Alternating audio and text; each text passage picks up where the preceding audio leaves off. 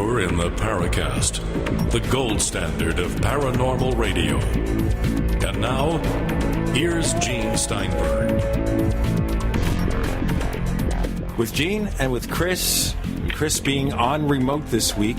But right now, let's begin to talk about why Chris is remote and not local at his home office recording studio. So, Chris, tell our listeners where you are at this very moment. Well, I've been working all week at the Citizens Hearing on Disclosure. I was hired as a videographer, camera person, and tech to help out, document this. Well, some people would like to think it's a historic occasion. I must say, when I first heard about this particular Stephen Bassett extravaganza, I was a little bit dubious that it would be anything more than an exercise. But, I think my mind has been changed somewhat with the quality of presentations, the quality of participants, and the fact that it is at the National Press Club here in Washington, D.C., just 2 short blocks from the White House. And, it's been a whirlwind. It's been a really interesting week. There's been quite a number of very interesting participants. Today was quite fascinating, actually. We had a whole international day. We had a number of people from all over the world, including the head of the largest civilian UFO research organization from China. Some names that Paracast listeners, I'm sure, are familiar with. Grant Cameron from presidential UFO.com. Antonio Huneeus has been on at least 5 different panels, very, very articulate and extremely up to speed on international affairs as it pertains to the UFO question. We had a whole contingent from South America as well. 5 different countries were represented. A.J. Gavard, a number of investigators from Argentina, Peru, Uruguay, Brazil. It's fascinating stuff. And, of course, I made the comment several times today that, this week has been like a postgraduate student having to go back to first grade. The Congress people and senator that are making up this panel are not up to speed on the subject, and unfortunately, we really had to take them by the hand and lead them through the whole UFO subject. It was quite fascinating to see them get a very up-to-speed education. They were paid fairly well for their participation. Each one received $20,000 for the week, which, when you think about it, isn't too terribly much money. There's been some newspaper articles that have, actually slagged them for accepting money to do something like this, but some of the writers of these articles probably get that much for a single-hour presentation when they go out on the stump and start doing speaking tours. So it's kind of the pot calling the kettle black, I think. But it's been a fascinating exercise, Gene, and we've had quite a interesting turnout. I was hoping for satellite trucks outside, but but the mainstream media is just now starting to pick up on it, and we'll have to see, after all is said and done, how this thing really actually, hopefully it'll have some sort of impact in the media in the long run. Well, I'm going to quote something right now from Leslie Kean, who, of course, has been a longtime researcher in UFOs, investigative journalist, has written one of the few best-selling books about UFOs. And she was asked on Facebook, and because it's been quoted on our forums, I'll mention it, she was asked why she isn't in there. And she said, "No, I wasn't invited. I don't support the premise upon which this is based. Already it has generated much ridicule in the media." We'll get into that in a moment. And her follow-up comment is, "The premise is that there are extraterrestrial beings in communication with Earthlings, stated as a fact, and that the governments of the world know this and have been covering it up for decades. Such unprovable assumptions are counterproductive when approaching government officials and scientists, and they invite ridicule by the media." That's what Leslie Kean said. Let me just add something to that. Well, Gene, before you go on, I think she's actually quoting articles from writers who weren't here, because those sorts of assertions were not made. In fact, I think the participants on the panels were very careful not to make those types of assumptions. So Leslie is actually playing into the ridicule part of this, and I don't think is accurately reflecting what has actually gone on here. So continue. Okay, I wanted to bring back here remembrances of Major Donald Kehoe.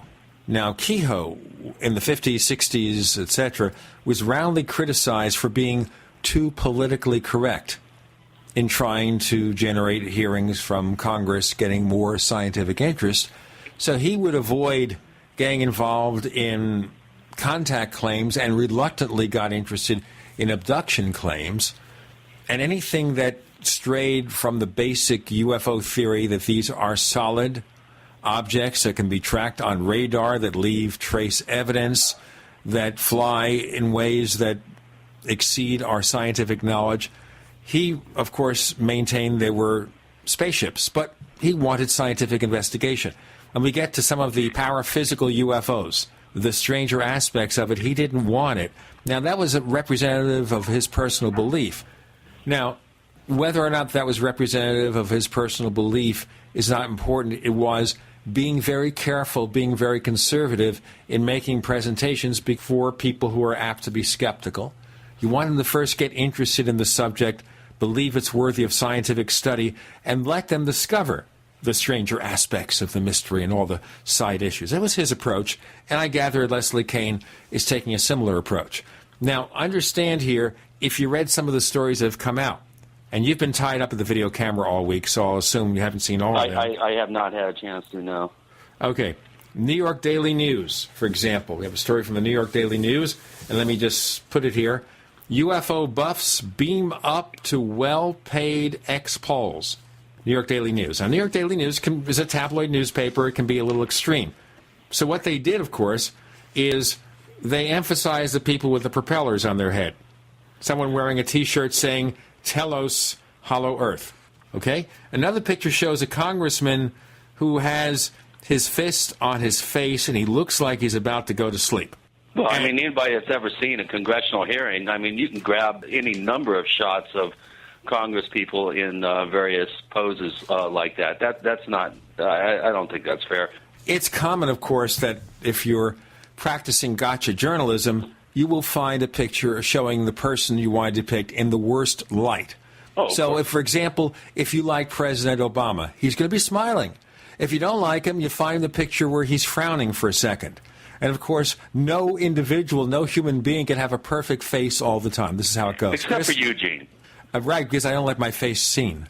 My face is never seen in connection with anything. Therefore, I don't have to worry about the poker face. Right. But, okay, so you're going to respond to that before I go on to the other press clipping. Go ahead. Well, again, I really, you know, I too, as I mentioned on the show last week, I was a little bit reticent about the possibility of this actually gaining any sort of traction inside the Beltway here, or for that matter, gaining any sort of traction to invite some sort of multinational effort for some sort of scientific conference, which appears to be the way this whole thing may be headed, some sort of General Assembly resolution. But, you know, I think it's important for people to understand that this hearing was actually very, very conservative in its approach. It was stated on numerous occasions that we do not know what we are dealing with. The governments of the world apparently do not know the actual, who these pilots of these craft are. Obviously, it's been assumed by some people and some governments that it is likely that we're dealing with some sort of off-planet intelligence. But it was very, very clear from the presenters, with a couple of exceptions in the House, Stephen Greer. There were a number of exceptions to that. But for the most part, everyone was very, very careful, I think, and very conservative in saying, look, you know, if we look at the facts, we really don't know, exactly how the governments are thinking, what their thinking is on this, and whether we are dealing with something off-planet. I'll tell you what, we'll go off-planet if we don't make this break. With Gene and Chris, you're in the Paracast.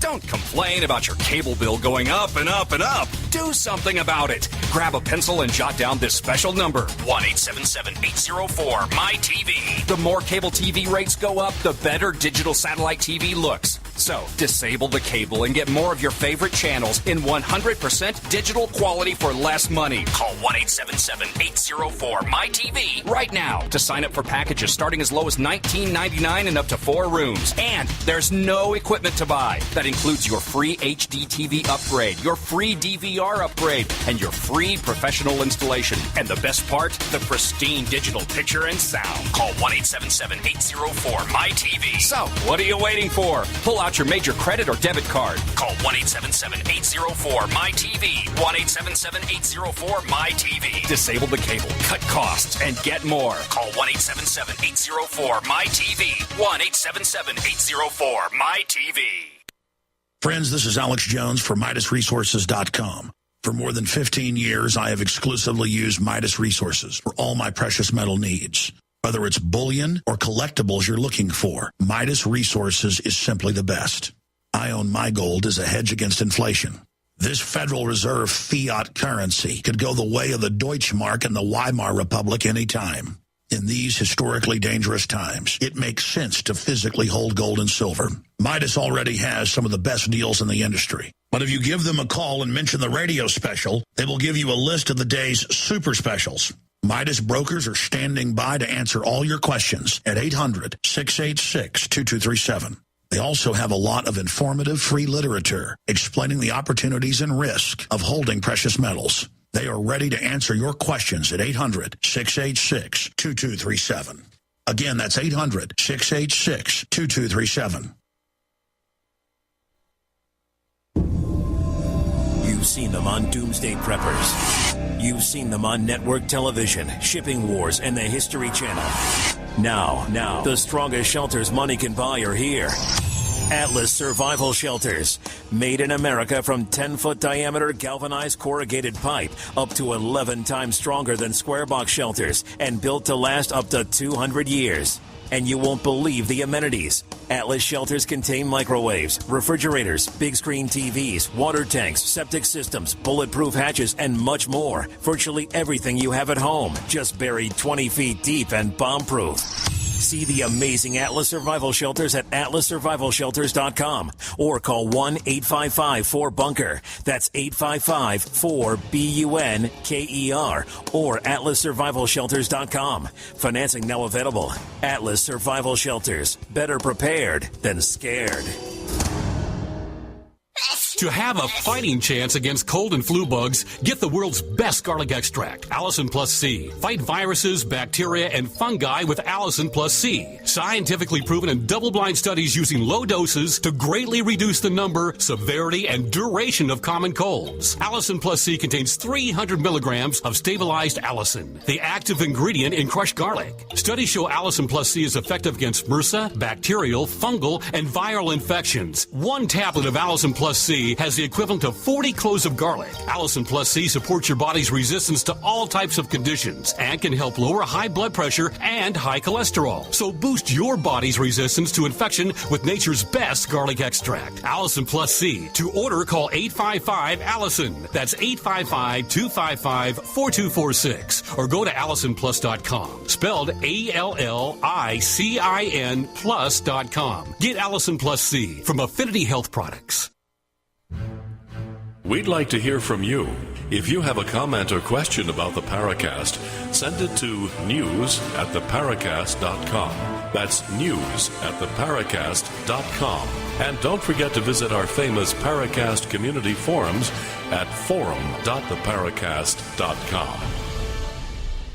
With Gene and Chris on site near the National Press Club reporting on that citizens' hearing where they hired people from Congress and the Senate, paid them $20,000 a pop to listen to people testifying. And as you say, most of the people who were there, people like Antonio Huneeus, Stanton Friedman, Richard Dolan, really good people with straightforward presentations about UFOs. Yeah, Peter Davenport. Sure. We've had a number of very, very good presentations. Daniel Sheehan. The list goes on and on. A.J. Gavard. just a wonderful cross-section of the field. We've had visitors from as many as 8 or 9 different countries, possibly 10. I haven't really counted. So it was, this whole thing was done in the approximate manner that a real congressional hearing was done. People had a little bit more time to present their information. They were a little lax on, timing these things. We all know that congressional hearings can be very regimented time-wise. And there were some PowerPoint presentations were allowed. Certain images were presented. But when you get, military pilots talking about firing 64 rounds of 30-millimeter cannon fire at an object that's just right in front of him and having that object absorb these rounds, we're talking about a colonel in the Air Force, in the South American Air Force. I mean, this is riveting stuff, no question about it. I was quite impressed with the quality of presentations for the most part. I am generalizing here. There were some presentations that I would not have included. There are some that I would have included that weren't. But I think, by and large, this has been an exercise to show that it is possible to create a sober, conservative, well-thought-out approach to educating politicians and people in positions of power about this subject, and that there's very erudite, very well-spoken, very learned people. We had a number of PhDs that presented. It's very difficult to take some of these people's, very passionate and I think very well presented bits of information and presentations and just diss them the way some of the media undoubtedly will. Well, here's the problem, Chris. This is the big problem. The problem is not that 90% or 95% of the speakers are pretty sensible people. It is those few percent who are controversial that they will seize on, the exception. Yeah, I understand that, Gene. Sure. I understand that. But obviously we also would have liked to have had Stephen Bassett, who's the promoter of this event, to come on, but he's been so busy with this, and he's also, no doubt, upset with the way he was treated on the Paracast when he was on the show maybe 6 years ago. He didn't mention anything about that. He's just really, really super tied up and busy. Yeah, because at that time, I think the areas where we disagreed with him was not that he isn't sincere about what he's doing, but he allowed people who are more extreme to have a place at the podium. He wasn't maybe vetting his guests as much as he should have. And, of course, one example would be one of the featured people, Stephen Greer, who has this picture or this movie of a 6-inch supposed alien body. That's his big thing. Now, let me ask you about that, though, with Greer. We can get back to more sensible stuff in a moment. We did talk about Greer last week. Did you get a chance to see much of his documentary and his presentation? No, I didn't. I was busy doing other things, unfortunately, at that point. I haven't had a chance to see it. I have heard some scuttlebutt about it. Pretty much everybody kind of ignored it. I didn't really hear many people talking about it the following day. It didn't have the wow factor, I think, that he was hoping for. I think everybody the people that did show up and watch it, I didn't really hear much talk about it. I think the little talk that I did hear about it was more about the whole concept of alternative energy and 0-point energy and the possibility of coming up with some sort of alternative energy to petroleum products, and that seemed to be the topic of conversation. The little miniature humanoid from the Atacama was people chuckled about it a little bit, and from what I understand, that particular part of the documentary was not really the focus of the piece. I mean, that was just a kind of a sidelight, really, to the rest of the piece. And I will watch it. I ran into Kevin Randall as he was going down the elevator, and I said, "Well, Kevin, so you're going back to the event?" And he said, "Oh yeah." And I said, "Oh, you're going to see the movie?" And he goes, "I have to. Too many people are going to ask me about it, so I got to go see it." And he kind of rolled his eyes. I think Greer, and you have to really, if I just kind of look at his whole thing as objectively as possible, the one thing you do have to admit is the man is passionate. He may be misguided. He may be delusional. He may be a lot of things, but one thing he is not, and that is he is not dispassionate about this subject. And I've known Stephen for 20 years. I told him 20 years ago in front of a lot of very, very wealthy individuals at a talk that I gave for them at his behest that his message is more important than he is. And as soon as he realizes that, then I think his message will have a lot more impact. But, again, he's damaged goods. And I think Linda Howe is another example of someone. She got up there and said the cattle mutilation phenomenon is extraterrestrials coming and gathering genetic material for the purposes of cloning. And to me, it's such a leap, and it's such just a grandstanding, sensation-grabbing type comment and analysis on her part. And you're right. It doesn't take very many bad apples in the barrel to kind of tarnish the rest of them. So it's unfortunate, but you have to take the good with the bad sometimes. And I've been so just dialed in on attempting to produce a on-the-fly quality streaming project and video shoot that it's been very difficult for me to get out and rub elbows and move and shake the way I normally do at these types of events. But I have had a chance to talk to a number of people. Most people are actually surprised that the mood and the tenor of this whole thing has an air of legitimacy in terms of the subject matter being presented in the manner that it's being presented. And that, I think, has surprised some people, including myself. I don't see a snowball's chance in hell of this ever actually being taken up on the floor of the U.S. Congress. No way, shape, or form. Well, they did that once in the 60s, and that didn't go anywhere. It took us to the Condon Report. Exactly. Well, the Condon Report has been discussed in some detail. And, of course, the fact that Condon had already made his mind up before the report, the investigation even began, and the fact that he was actually tasked by the Air Force to make this subject go away so we can close Blue Book. Some very good evidence was brought forth to support that particular assertion. Very, very handily done by a number of researchers, and Stanton Friedman, Grant Cameron, Antonio Huneas, and others. They've dug up the goods on the man in terms of correspondence and other things. There's been a lot of minutia in this whole thing. There's been a lot of supportive data. The Congress people, by the end of day 2, were really starting to ask intelligent questions. All right. Got a lot more to tell you about the special session, all the goings on at the National Press Club in Washington. With Gene and Chris, you're in the Paracast.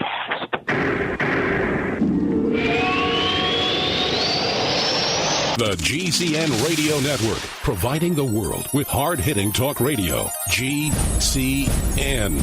Great talk radio starts here. Hey neighbors, meetings are an essential part of any business.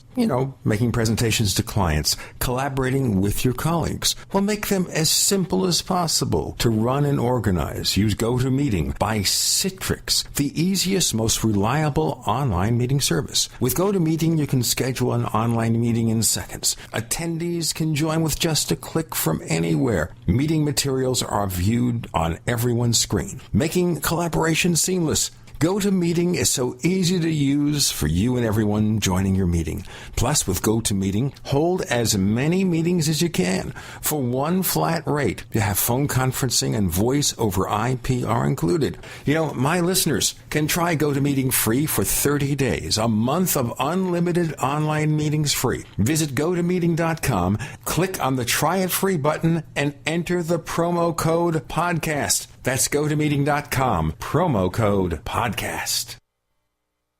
Mother's Day is next week, and ProFlowers is offering an amazing Mother's Day special. 100 stunning blooms for Mom, plus a free glass vase for just $19.99. Plus, order today and you're automatically entered for a chance to win an amazing trip for Mom. 3 lucky grand prize winners and a guest will be whisked away to your choice of Paris, Napa, or St. Thomas. Just go to proflowers.com, click on the microphone in the upper right corner, and enter the secret code 5454. Order now from ProFlowers to get huge savings. 100 colorful blooms for Mom. Mom, guaranteed to stay fresh and beautiful for at least 7 full days, plus a free vase for only $19.99. But hurry, this incredible deal expires this Friday. And if you order this week, you're entered for a chance to win a trip for Mom to an incredible destination. The only way to get this amazing deal and be entered to win the trip of a lifetime is to go to proflowers.com. Click on the radio microphone in the upper right corner and enter the secret code 5454. No purchase necessary. Must be 18 or over. Restrictions apply. See rules and website for details.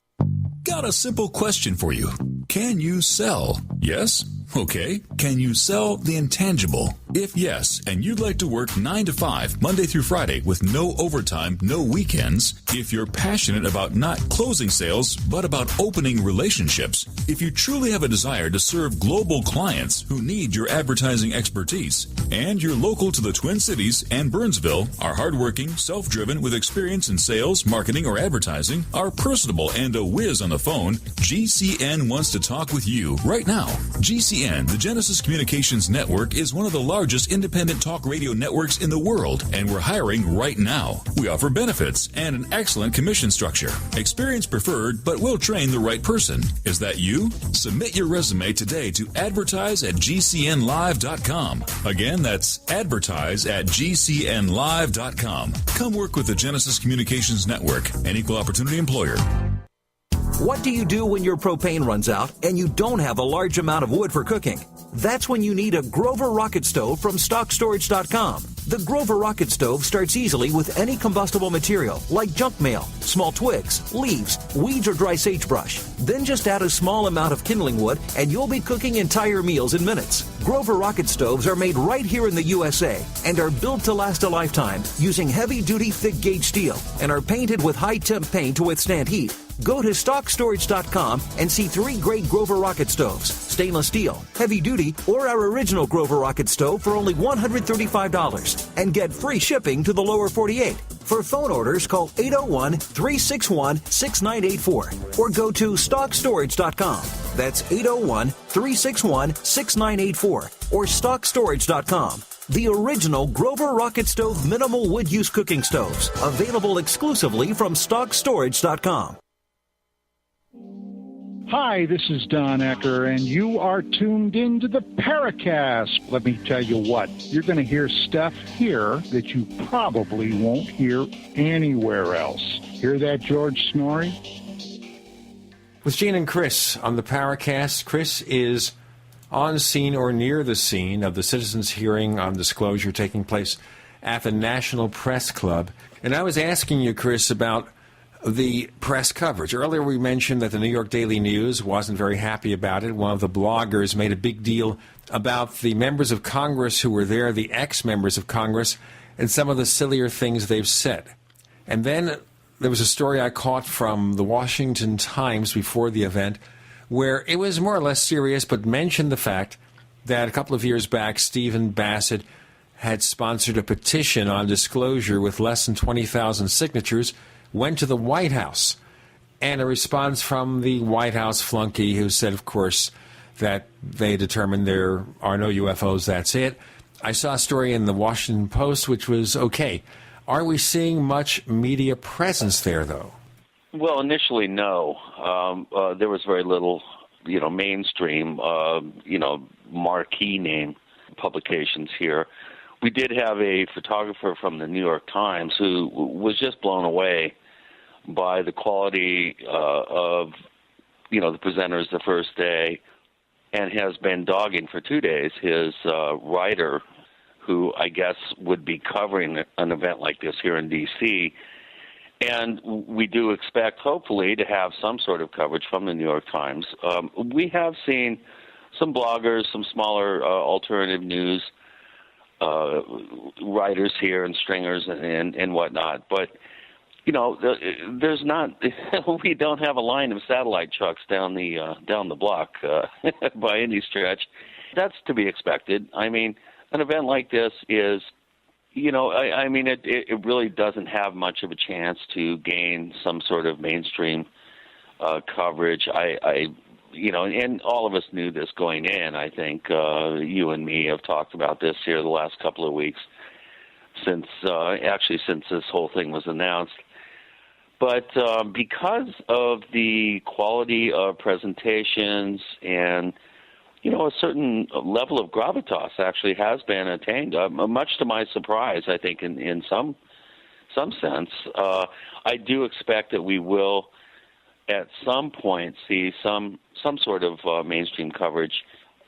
But again, you would think here at the National Press Club that the event would draw at least some attention, other than the, whistling Twilight Zone theme, Little Green Men type coverage that evidently the Daily News, New York Daily News, supplied its readers.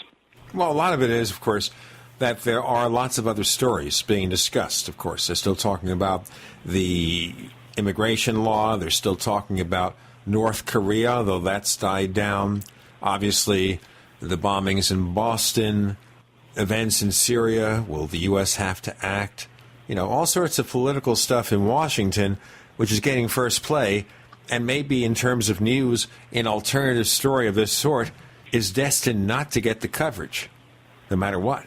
Well, tell us all something we don't know. I mean, this has been, pretty much the way it's been for the last 4 decades, and that goes with the territory. It's 5 steps forward, 4.5 steps back, constantly. Just getting any sort of recognition for the subject is a big deal. We don't have Larry King on CNN providing fairly balanced and quality coverage of the subject. And we don't have some of the other mainstream supporters of the subject out there covering this, which comes as no surprise. I think your point is well taken, Gene, that, Bassett's petition with the extraterrestrial slant on it and bringing the whole idea of, just accepting the concept that extraterrestrials are here interacting with us and responsible for the UFO phenomenon. You and I both know, and our listeners know, we've been saying this for years, that you need to be more conservative with the way you approach the subject and language the subject. I think it's really important to take that sort of conservative, ratcheted back approach. Unfortunately, that has been the way that this whole thing has unfolded. It has unfolded in a way that's objective, that looks at the facts, that looks at the evidence, that looks at documentation, that looks at release of material by governments around the world. And I think if mainstream stringers and reporters had been here listening to this information, they would not have relegated it to the Friday night Little Green Men end of the segment sort of local news sort of jokes. It really has been presented well. I actually am surprised at how, trying to look for the word, but it just seems mature, objective, and sober, the way the whole thing has been presented, with 1 or 2 exceptions here and there.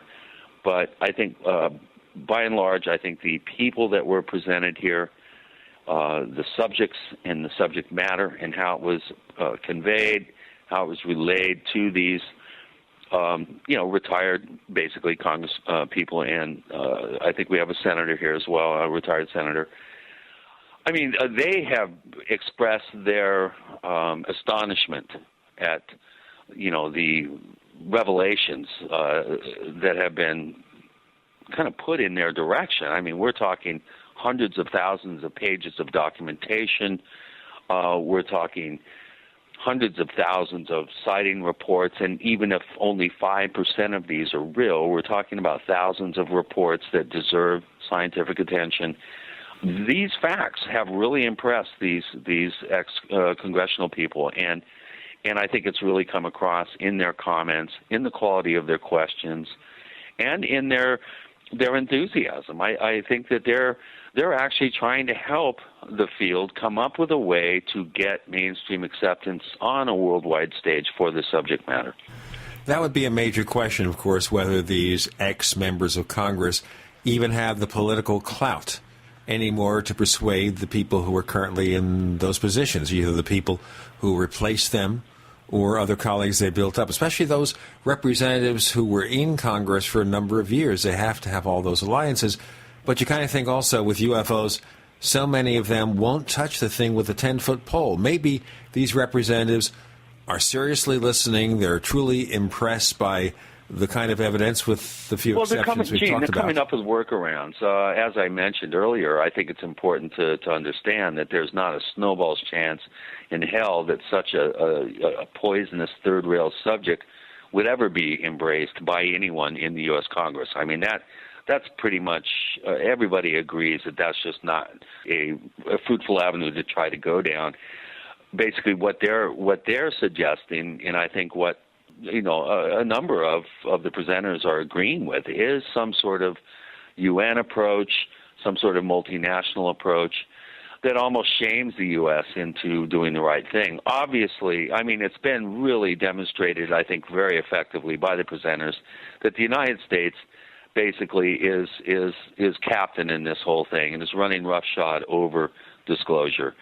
And what they're proposing is an end around. Get around the Security Council and the UN, come up with some sort of I don't know, Daniel Sheehan and a group right now is actually coming up with an idea to present some sort of resolution to the General Assembly that would then restart what Grenada tried to do back in the 70s. I mean, the only real attempt that's been made in a multinational level, to my knowledge, was back in, I think, 77 or sometime in the mid to late 70s when the premier kind of dictator or Padrone of Grenada tried to, get some sort of international recognition for the subject. And while he was busy doing that, he was handily deposed by an invasion of Grenada under questionable pretense by the United States.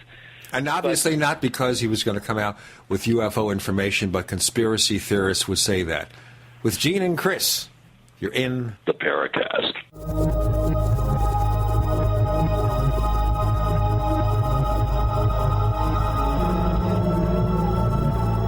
America's #1 source for independent talk radio for over a decade. We are the GCN Radio Network.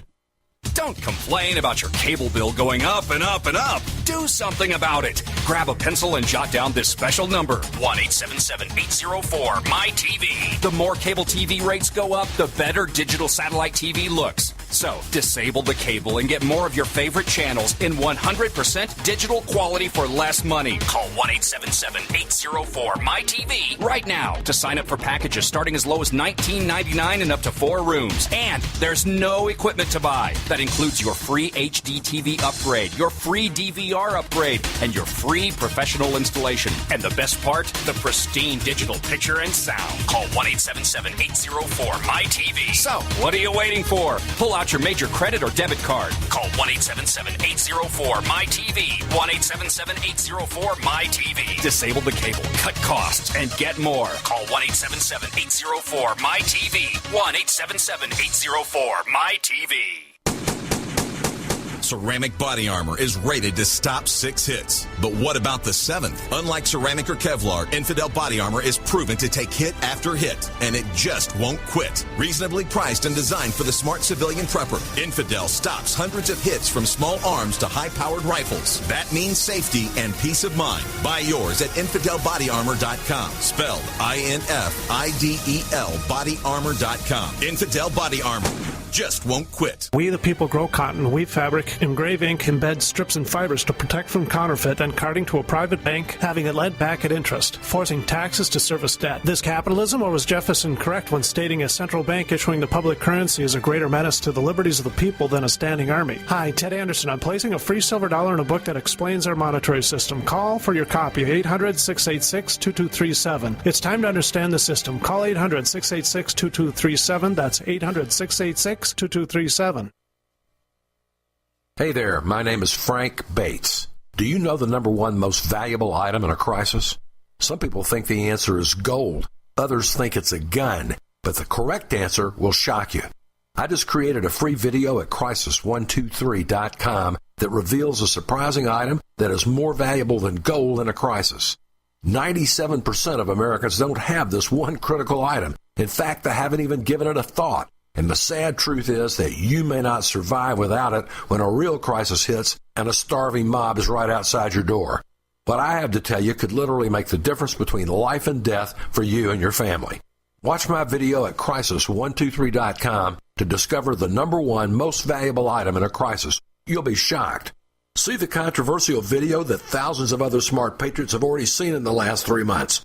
Go watch my video now at crisis123.com before they force me to shut it down. Again, that's crisis123.com. A little over a year ago, I began to do a lot of research into why, even if I had a pretty good-sized meal, that I was still starving. And my research led me to a well-known fact that most of the soils that we grow our crops on here in the United States and across the industrialized world are almost completely depleted of almost all of the key minerals and trace elements that our bodies need to rebuild themselves, fight off cancer, and be healthy. I then searched out the best vitamin and mineral company out there and discovered Youngevity. The Youngevity products are designed to give you the real nutrition you need, and once you've got that, you don't have to eat as much to be satisfied. I've lost 37 pounds in 2 months, simply getting the vitamins and minerals I need. Check it out for yourself. It's incredible. Go to InfoWarsTeam.com today and order your first canister of Beyond Tangy Tangerine Complete Multivitamin Mineral Complex Dietary Supplement. That's InfoWarsTeam.com.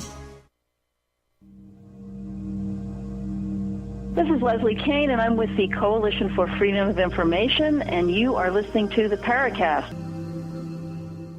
With Gene and with Chris, and Chris is near the location of the citizen hearing on disclosure, which is being held in Washington, D.C., sponsored by Stephen Bassett. Now, getting back to Mr. Bassett, does his presence and his past history, does that hurt events of this sort? Well, that's a good question, and one that I would have to think about. Yeah, I think in one sense of the word, sure it does.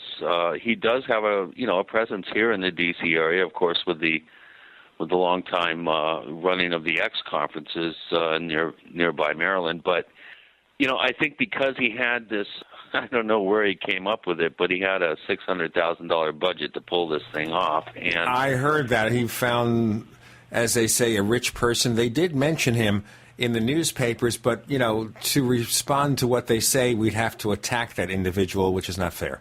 Yeah. Again, money has a habit of speaking loudly, I think, and if you're able to fund an event like this, that does show that the passion and the follow-through that you have for a particular subject, doesn't matter what it is.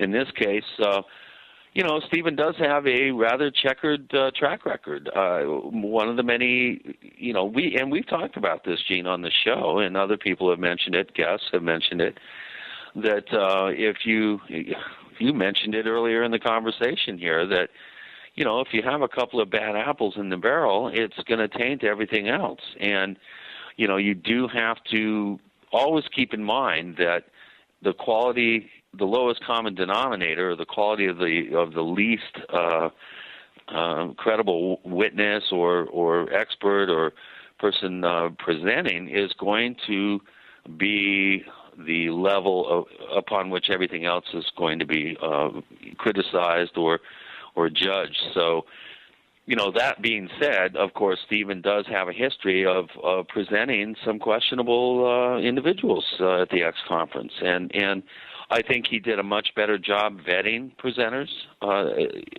this go around, and I think this novel forum and format that he's chosen, I think, is very creative. I really do feel that I have been actually impressed with the way this whole thing has gone, much to my actual surprise. I didn't think, I thought I would be coming in here very jaded and very, just not believing that, that you could pull something like this off, and he's actually doing it.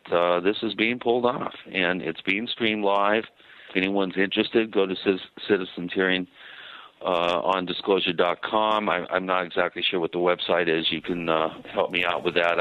Assuming it's going to be up after the event, It's citizenhearing.org. Citizenhearing.org. Yeah, citizenhearing.org. No, we're streaming live every day. Sure, but this show is going to be heard after the fact, so will there be recorded versions? Right, of course. Yeah, I'm sure there will be. I'm sure it'll be available to stream in its entirety. I really felt that, for instance, today with the South American contingent coming in, and the international presentations were fascinating, and I learned something. I came into this thinking that I would not be really hearing anything new, but today was an exception. I did learn some new things. I really feel that there is a paper trail that does indict the United States in many ways. I mean, the United States has been very active. The intelligence communities, the armed forces, the military, and NASA, even in some cases, has been involved very, very directly and heavily with other countries' alleged crash retrievals, and citing events.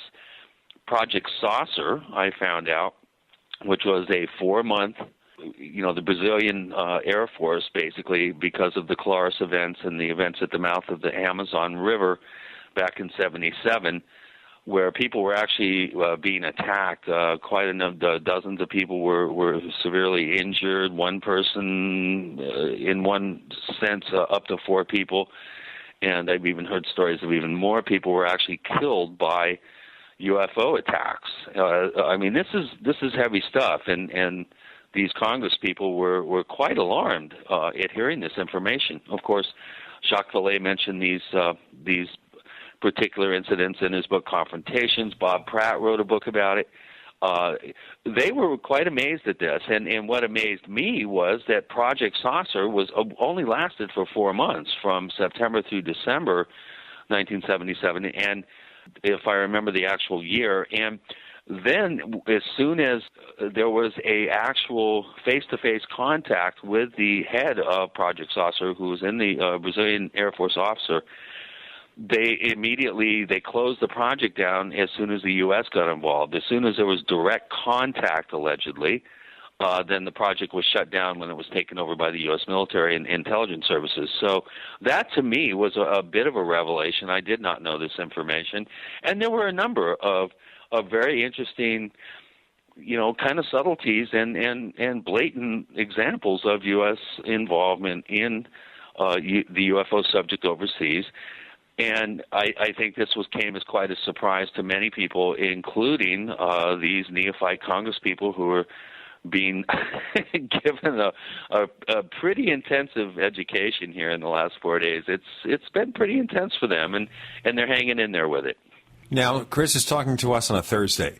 So it's Thursday's events, which included the Latin American visitors. Now, I understand from AJ's newsletter that they've set up some kind of channel to communicate with the government and UFO researchers there in recent months? Yes, they have.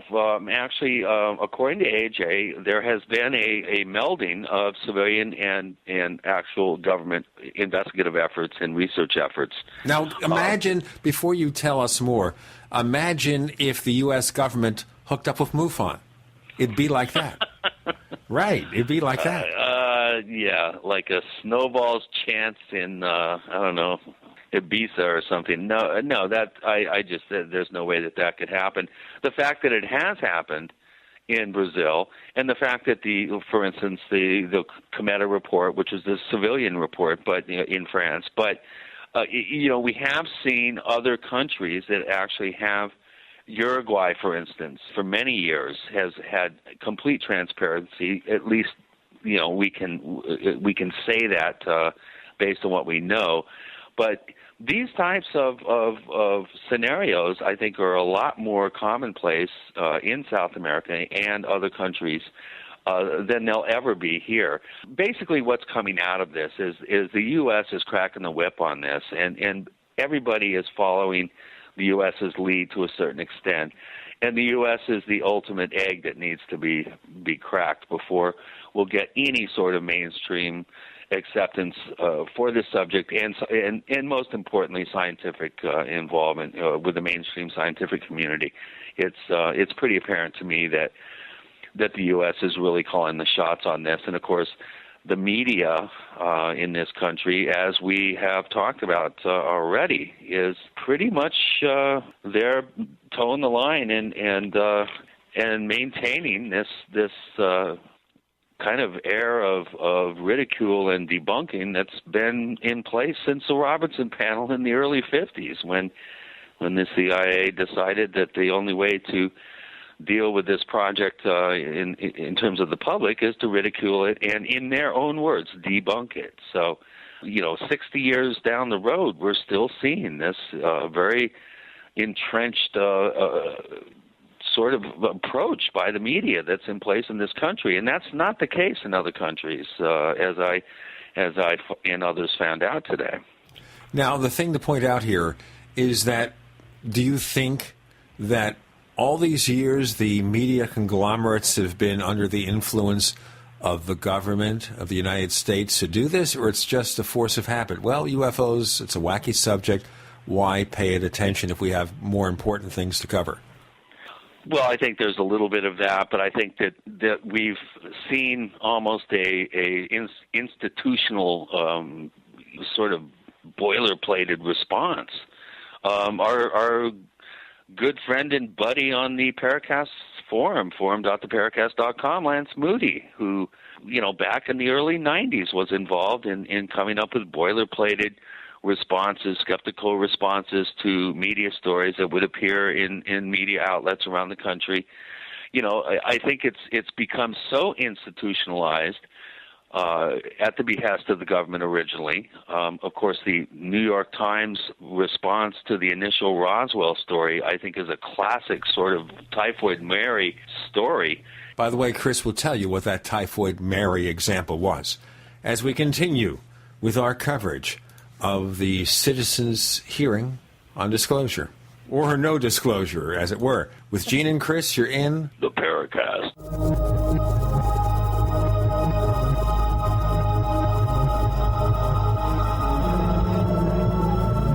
Are you tired of searching for great talk radio? Something more important. Search no more.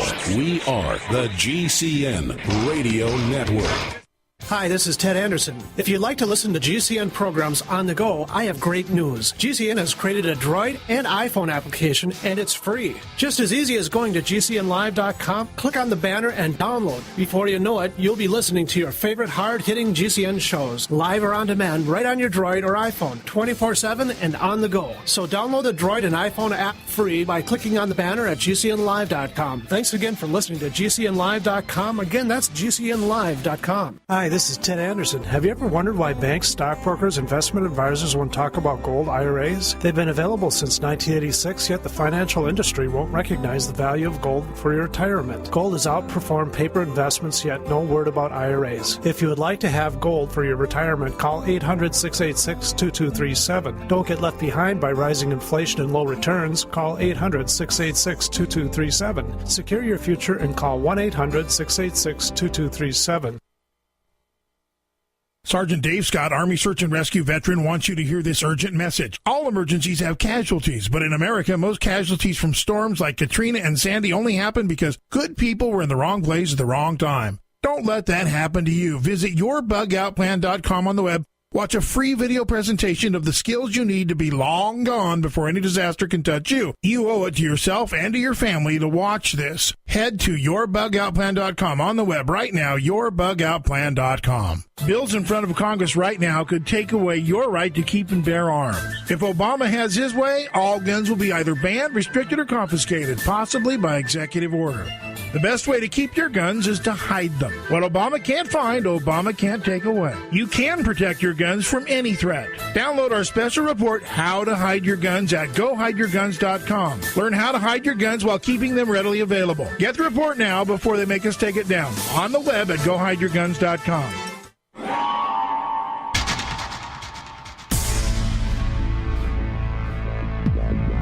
Welcome back to the Paracast, the gold standard of paranormal radio. And now, here's Gene Steinberg. With Gene, with Chris on the Paracast. Chris, is live, or at least if you hear the show, several days removed from his live recording at the Citizen hearing on disclosure. He's over at the hotel. And it's been an exciting event. In fact, a guest we hope to have has been working on a UN resolution, and we have to wonder how that's going to turn out. And I think one of the discussions we had before we did our break was about institutional secrecy, in the sense the media has been conditioned to expect that UFOs are not real. It's just a funny story for the end of the broadcast, or if you have nothing better to talk about. So anytime we have these events, it's just another UFO story. We don't need it. That explains a lack of all those cable news satellites. Oh, by the way, I should mention something. One of the participants over at the conference is Richard Dolan. Of course, correct. He did that book with Bryce Abel, AD After Disclosure, and of course he's covered UFOs in the national security state, 2 books, third coming.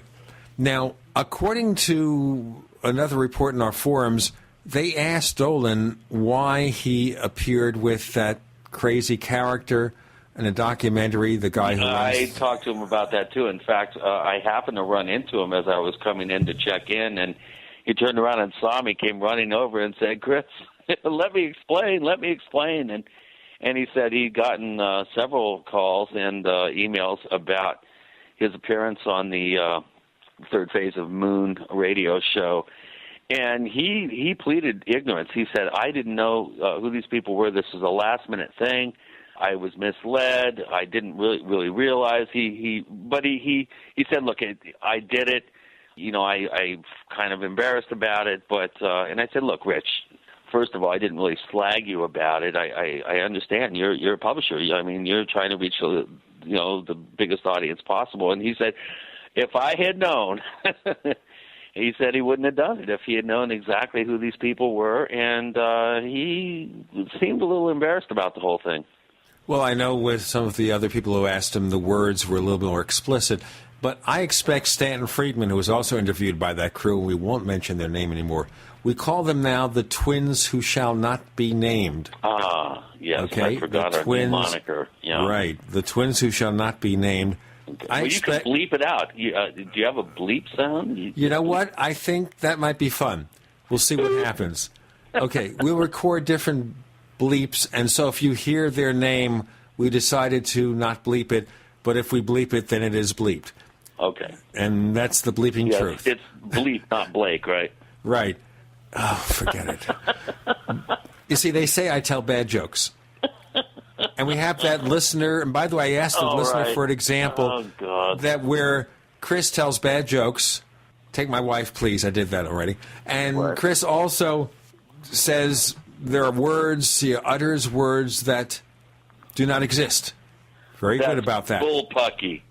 Bullpucky, right. And horsepucky, too. And also, he also has a tendency to engage in profanity. I don't do that. That's horsepucky.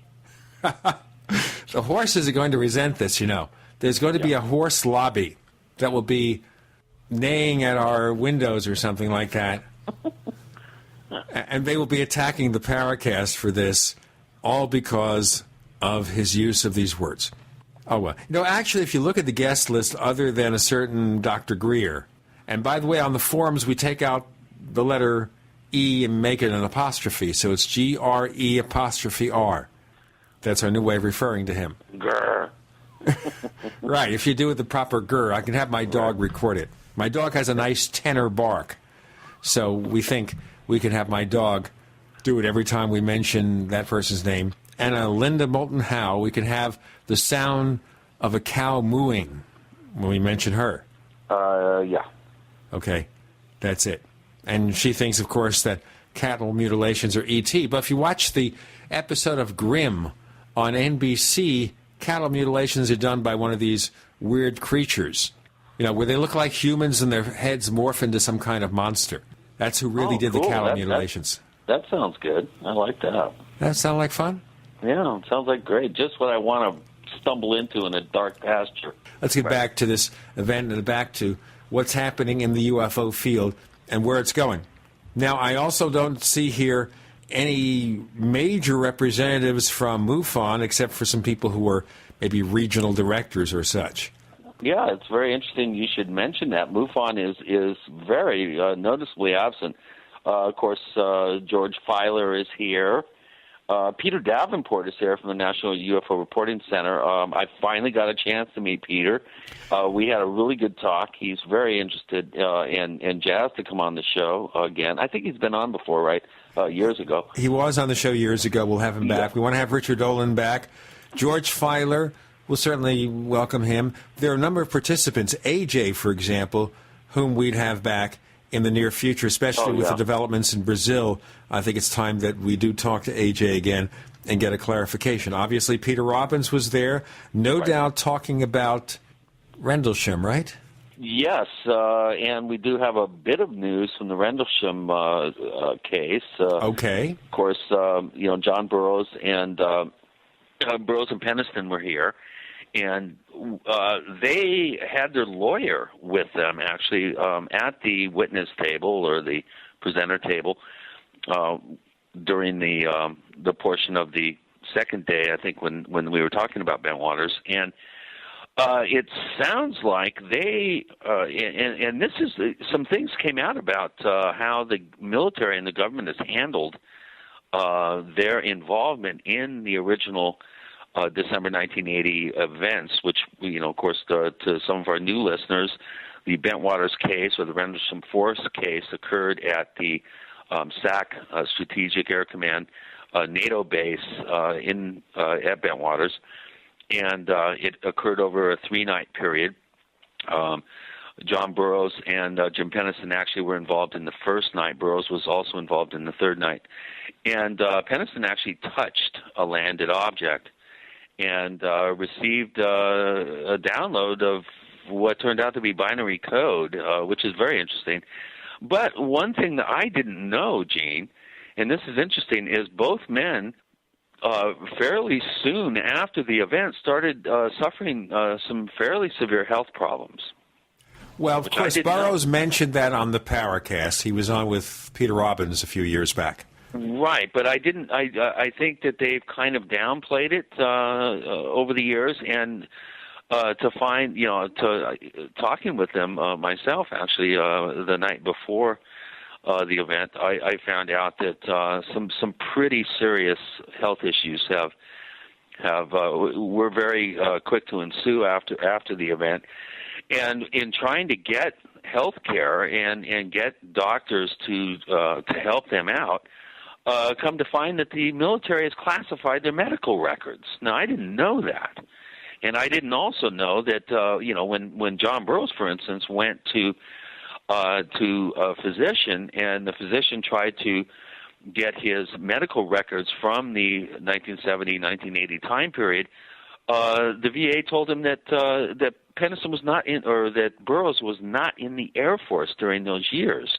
So not only are they withholding medical records, they're actually denying that the man was ever even in the armed forces during the time period, which obviously he can prove and demonstrate that he was an active military in active military service during that time period. But the fact that they cannot, and they have gone to both their senators in the case of Burroughs, John Kyle, and John McCain.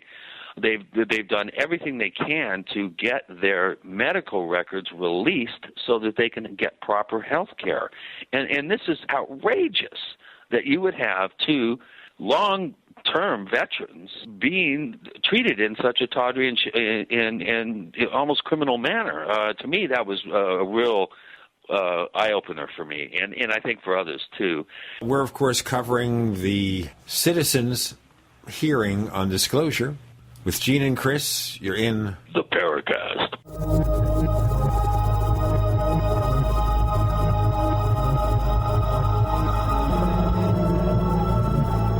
Hey neighbors, meetings are an essential part of any business. You know, making presentations to clients, collaborating with your colleagues. Well, make them as simple as possible to run and organize. Use GoToMeeting by Citrix, the easiest, most reliable online meeting service. With GoToMeeting, you can schedule an online meeting in seconds. Attendees can join with just a click from anywhere. Meeting materials are viewed on everyone's screen, making collaboration seamless. GoToMeeting is so easy to use for you and everyone joining your meeting. Plus, with GoToMeeting, hold as many meetings as you can for one flat rate. You have phone conferencing and voice over IP are included. You know, my listeners can try GoToMeeting free for 30 days, a month of unlimited online meetings free. Visit GoToMeeting.com, click on the Try It Free button, and enter the promo code PODCAST. That's GoToMeeting.com, promo code PODCAST. Hi, this is Gary Cooper with Midas Resources Gold and Silver. Don't be surprised when the global elite confiscates money from your bank account one day. They have already very clearly telling you that they're going to do it. With what just happened in Cyprus serving as a blueprint for future bank bailouts, if you are concerned about keeping your money, why not consider storing your wealth in gold and silver? Call me, Gary Cooper, at 1-800-686-2237, extension 130. Together we'll discuss your options of buying gold and silver. Again, the global elite have plans for your money, and it doesn't include you. So call me, Gary Cooper, at 1-800-686-2237, extension 130, and I will send you a booklet with 10 reasons why gold and silver could be right for you. Again, don't get caught with money in your account when the next bank bailout hits. Call me, Gary Cooper, at 1-800-686-2237, extension 130. We've lived in this neighborhood for years. We have an alarm system, and all of our doors have deadbolts. They kicked in our door and were in and out of our house in about 5 minutes. The police arrived in about 20 minutes, but they were long gone with our TV, jewelry, and my guns. I kept thinking, what if my family had been home? The police officer said that more than 85% of break-ins are through a door, and that deadbolts alone don't stop intruders. The officer told me to go to EasyArmor.net if we wanted something that would actually stop an intruder. Easy Armor reinforces all of the weak points on your doors and is guaranteed to prevent kick-ins. I was surprised at how little Easy Armor costs, and I installed Easy Armor in about 30 minutes. Visit EasyArmor.net. That's the letters EasyArmor.net. Or call 888-58-ARMOR. That's 888-582-7667. EasyArmor.net. Ultimate door security made easy. Amino acids are the building blocks of proteins. Amino acids have to be delivered to your body in the shape that nature gave them if they are to be used to create new proteins in your body. Just like a bricklayer cannot use bent or twisted bricks to build a brick wall, so too your body cannot use bent or twisted amino acids to build new proteins. Giving your body an undamaged amino acid food can make a huge difference in your health. One World Whey is an undamaged amino acid food unlike any other. You see, heating bends and twists amino acids, and all whey protein powders we've investigated and most proteins you consume are heated. With our True Cool process, you now have a choice with One World Whey. My name is Daniel. I'm 34 years old. When I started using One World Whey, I weighed 228 pounds. Now, after 2.5 months, I weigh 182 pounds. This is my ideal weight. I've noticed an increase in stamina, rate of recovery from workouts, and an increase in my potency. Call 888-988-3325 or visit oneworldwhey.com. We'd like to hear from you. If you have a comment or question about the Paracast, send it to news@theparacast.com. That's news@theparacast.com. And don't forget to visit our famous Paracast community forums at forum.theparacast.com. So, very close to the citizen hearing on disclosure, which is 5 days of hearings with ex-members of Congress. We have Chris O'Brien with Gene Steinberg on the Paracast. I'm back at the home base, and we're communicating with Chris from his hotel room. And fortunately, it's a decent landline, so we're getting pretty decent reproduction. Right. So this makes it good. So you were talking here about the fact that people like John Burroughs, who served this country, he puts his life on the line, he's involved in Rendlesham, he's injured, and he doesn't exist. Can you believe it?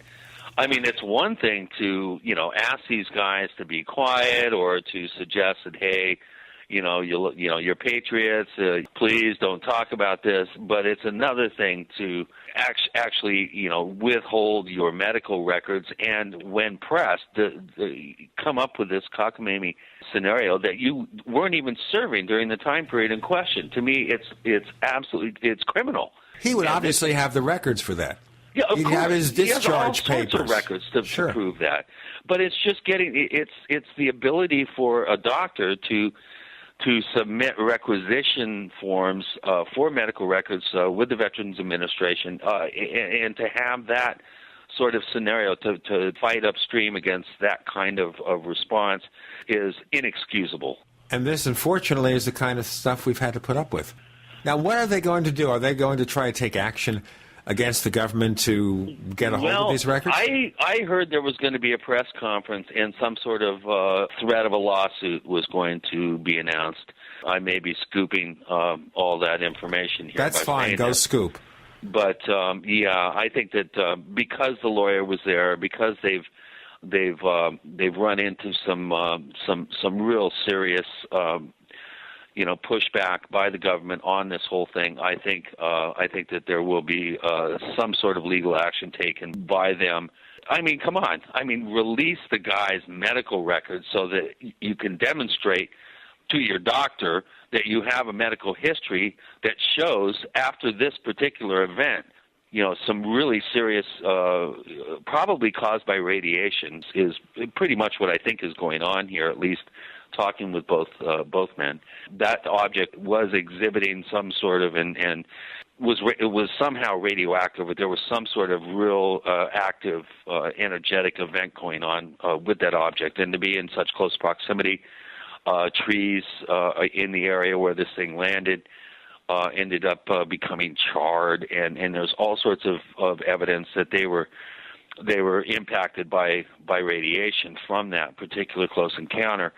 And for the government or the military to try to hide that fact by withholding medical records so that you can demonstrate you are in perfect health before something happens, and then your health immediately starts degrading.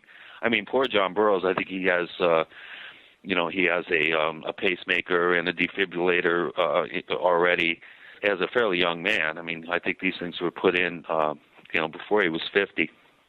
Both guys have a very interesting, I think, crusade for people to help them out with, and they are not happy about this, and they are not happy with the amount of attention that they've gotten from being, kind of victimized by being participants in the Rendlesham event. They're not. They would never have wanted any sort of publicity. As soon as they get this behind them, they are going to disappear.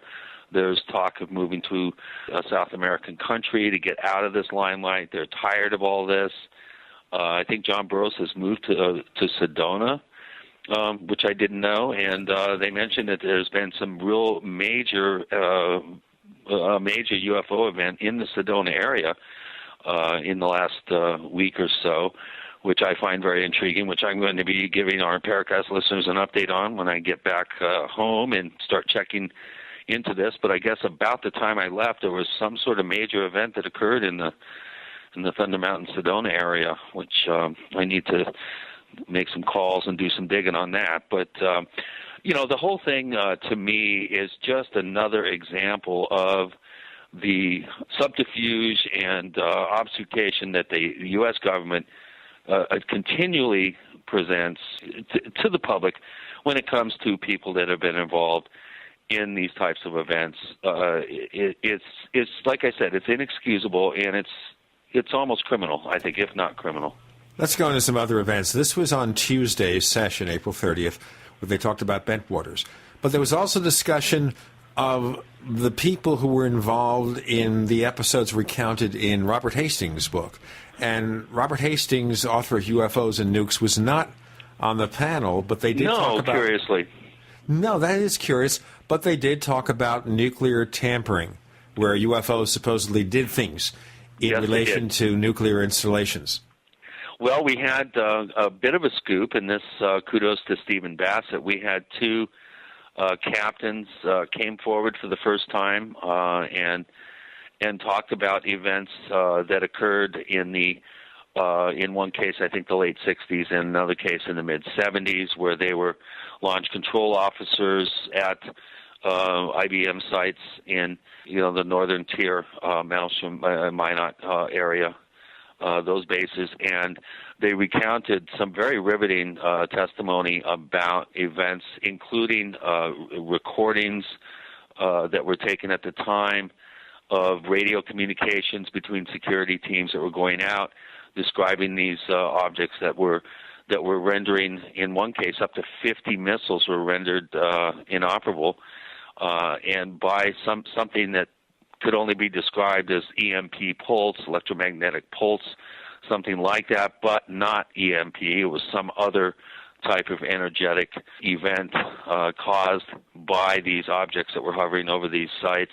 So we have two new witnesses that have come out and gone public and violated, I guess, security oaths to some degree, and corroborated information that Bob Hastings and Bob Salas have already kind of hinted around at, and provided supplemental witnesses and testimony for some pretty interesting events. And we have reports of similar things happening in Russia and back in the old Soviet Union, where these very similar type events occurred, where objects would show up and render inoperable missiles.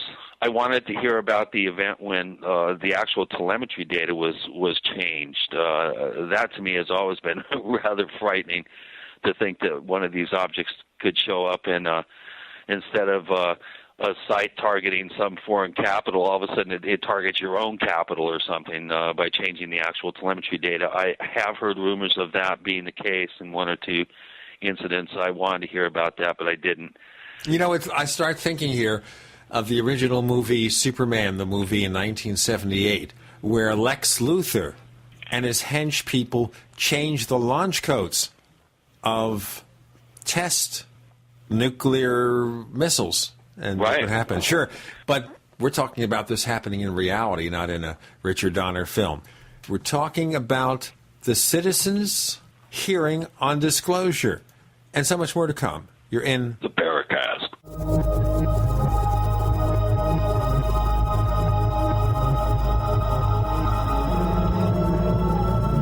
The GCN Radio Network, providing the world with hard-hitting talk radio. GCN. Great talk radio starts here.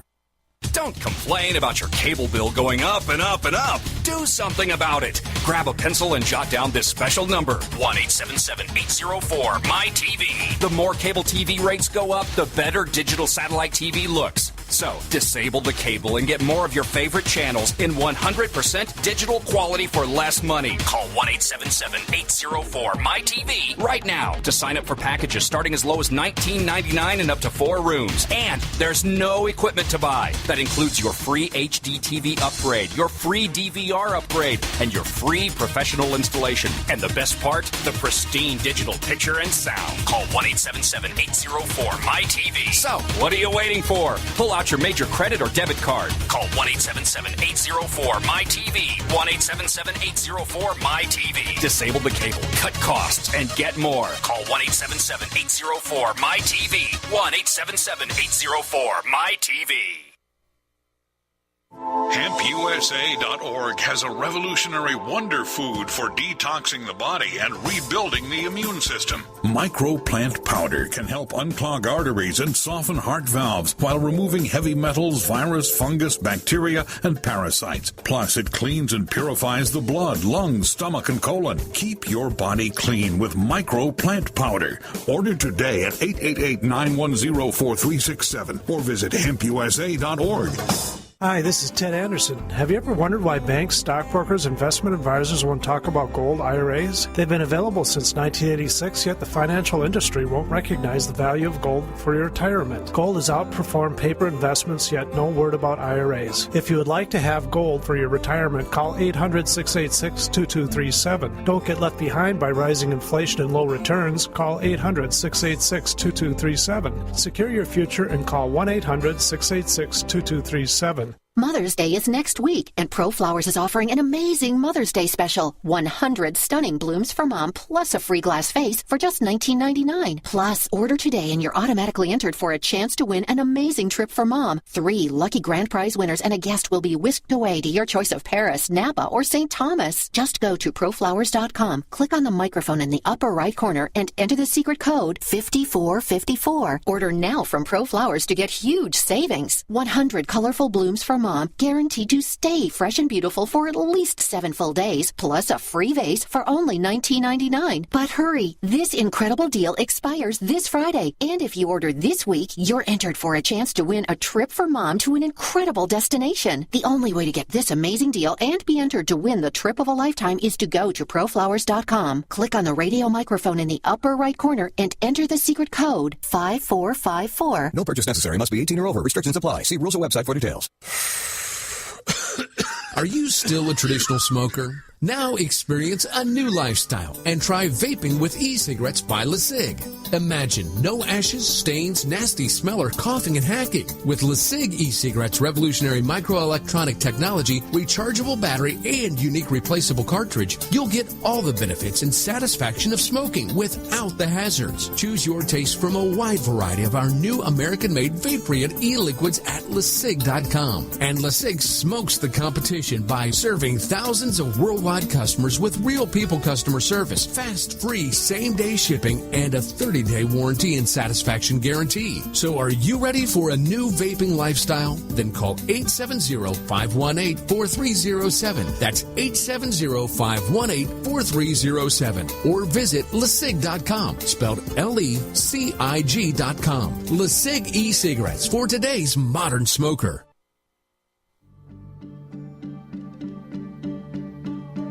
Hi, this is nuclear physicist lecturer Stanton Friedman. You are listening to the Paracast, the gold standard of paranormal radio.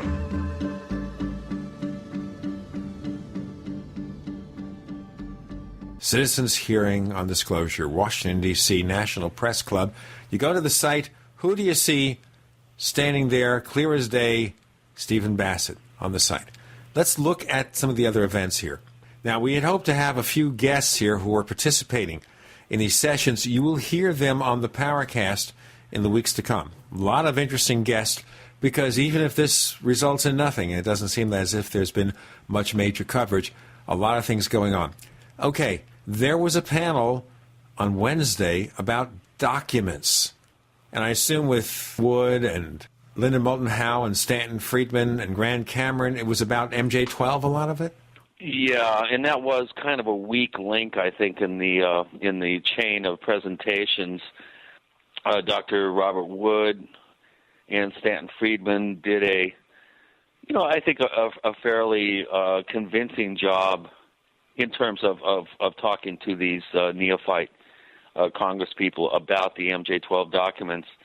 They did a fairly good job convincing them that these documents were real.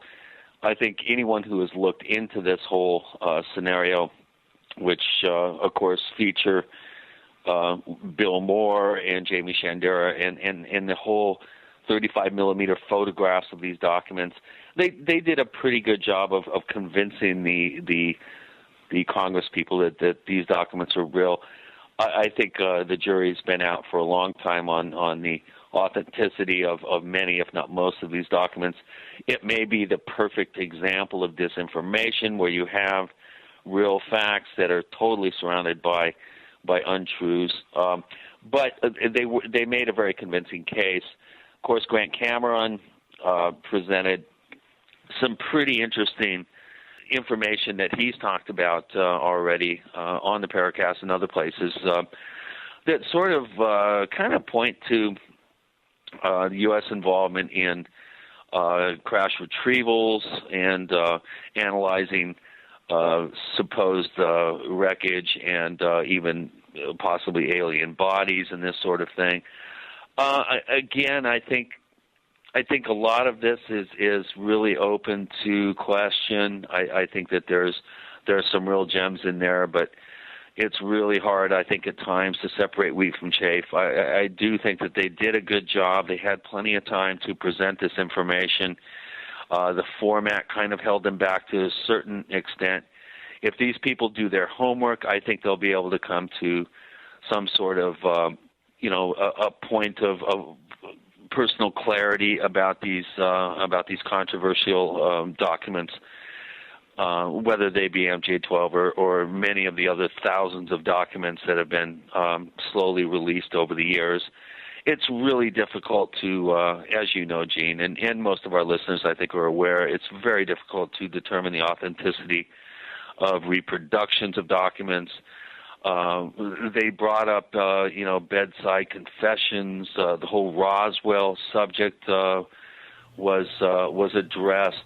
Now, I wanted to mention one thing before you go into the Roswell section, which was the afternoon on Wednesday, and that is you'll see that Stanton Friedman, who believes in MJ-12, was in both the morning and afternoon sessions on documents on Roswell, but Correct. Kevin Randall, who does not believe in MJ-12, was not part of the morning session, as if those who organized this convention, this meeting, didn't want to have disputing points of view. They wanted to keep it consistent. And that was, I think, a pretty astute way of setting up these sessions with people that supply the most supportive bent and angle on particular subjects. Yeah, Kevin was not included in the MJ-12 documents for obvious reasons. Because that would have been Friedman and Randall basically dominating the presentation. Well, what you want to do is you want to provide a unified front on a particular subject, and to have somebody that's doubtful or skeptical about a particular subject on a panel is just going to be confusing, I think, to people who are being brought up to speed very quickly on these subjects. These Congress people were supplied, I think, ahead of time with a certain amount of documentation, but quite frankly, I mean, you're given a huge pile of stuff. You can only be expected to become an instant expert to a certain degree. I think a lot of these Congress people are really out of their element. I think they're overwhelmed. Yesterday, it got a little bit ridiculous when they'd be asking the same question. Each one would be asking the same question a number of times, not listening to the answer, not taking proper notes. This is so much, the learning curve is so steep with this subject that it's very, very difficult for people to sit in a room for 7 hours and expect them to maintain a laser-like intensity of concentration and focus on these subjects and the ins and outs and the details. The end of the afternoon, most of these folks are retired. They're 60 or above in age. That's being kind. And, you can only expect them to be so focused for so long. And I think they're doing a really good job they are really trying. And that's one thing I must underscore here. These Congress people are taking a real risk by putting themselves, putting themselves as targets in this particular process. They are really doing a good job. They are asking intelligent questions. But as the day goes on, I think they start to fade. And so when you start getting into subjects that are nuanced towards the end of the day, I think they kind of fade a little bit. But I really do admire the fact that they're able to stick with it. They're asking intelligent questions. They're not this is not some sort of fluff exercise. They're asking tough questions. They're making people really, support their claims and support their assertions. So I really do respect the job that they're doing, and you have to hand it to them. I mean, this might, kind of ratchet down the amount they get per hour to speak in their districts at civic events and stuff in the future. Who knows? This is a risky undertaking for them, I think. I can think also of what would happen if they decide to get back in the political ring. This could be a career killer because all their opponents will do is saying, hey, look at these jokers. Someone hands them a $20,000 check, and they go attend a UFO hearing. They're talking about flying saucers, folks. Well, so there is talked that about risk. This. Yeah, they talked about this early on, and they said they don't care. They have a feeling that this is a very important closet subject in the political arena and in this country, and they are willing. They are only doing this not for the money, but because they have a real interest and a real curiosity about this. All of them express some sort of compulsion to get to the truth, which you have to hand it to them. And I did not catch any artifice or any sort of kind of buttering up the attendees. I really do get a sense that they are genuinely interested in finding out the truth here. I think we all are on some level.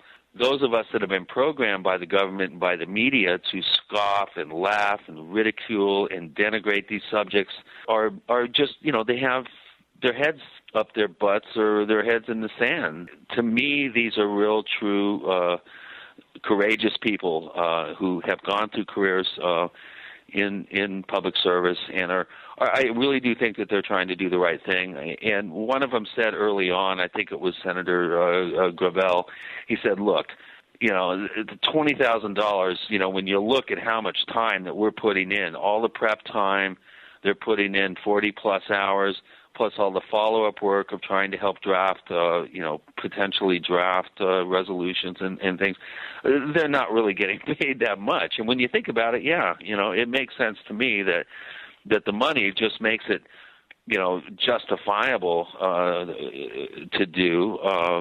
But you have to have a real desire to learn about the subject to get involved. With Gene, with Chris, you're in the Paracast.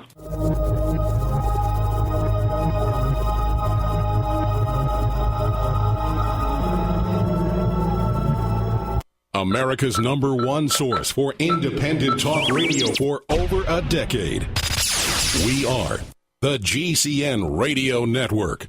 Hey neighbors, meetings are an essential part of any business. Making presentations to clients, collaborating with your colleagues. Well, make them as simple as possible to run and organize. Use GoToMeeting by Citrix, the easiest, most reliable online meeting service. With GoToMeeting, you can schedule an online meeting in seconds. Attendees can join with just a click from anywhere. Meeting materials are viewed on everyone's screen, making collaboration seamless. GoToMeeting is so easy to use for you and everyone joining your meeting. Plus, with GoToMeeting, hold as many meetings as you can. For one flat rate, you have phone conferencing and voice over IP are included. My listeners can try GoToMeeting free for 30 days, a month of unlimited online meetings free. Visit GoToMeeting.com, click on the Try It Free button, and enter the promo code PODCAST. That's GoToMeeting.com, promo code PODCAST. In the U.S., 1 in every 50 homes will have a break-in this year. Burglars call it smash and grab. Police call it robbery. We call it avoidable. We are Fake TV, a simple electronic device that can fool even professional burglars. Fake TV easily plugs into any outlet and simulates the changing colors of a television. To a burglar, it looks like someone must be home watching TV, so they'll likely move on to an easier target. At only $29.95, Fake TV costs less than a month of most alarm monitoring plans and comes with free shipping. Order your Fake TV by calling 877-5-FAKE-TV or go to faketv.com. That's 877-532-5388 or faketv.com. Fake TV, the burglar deterrent.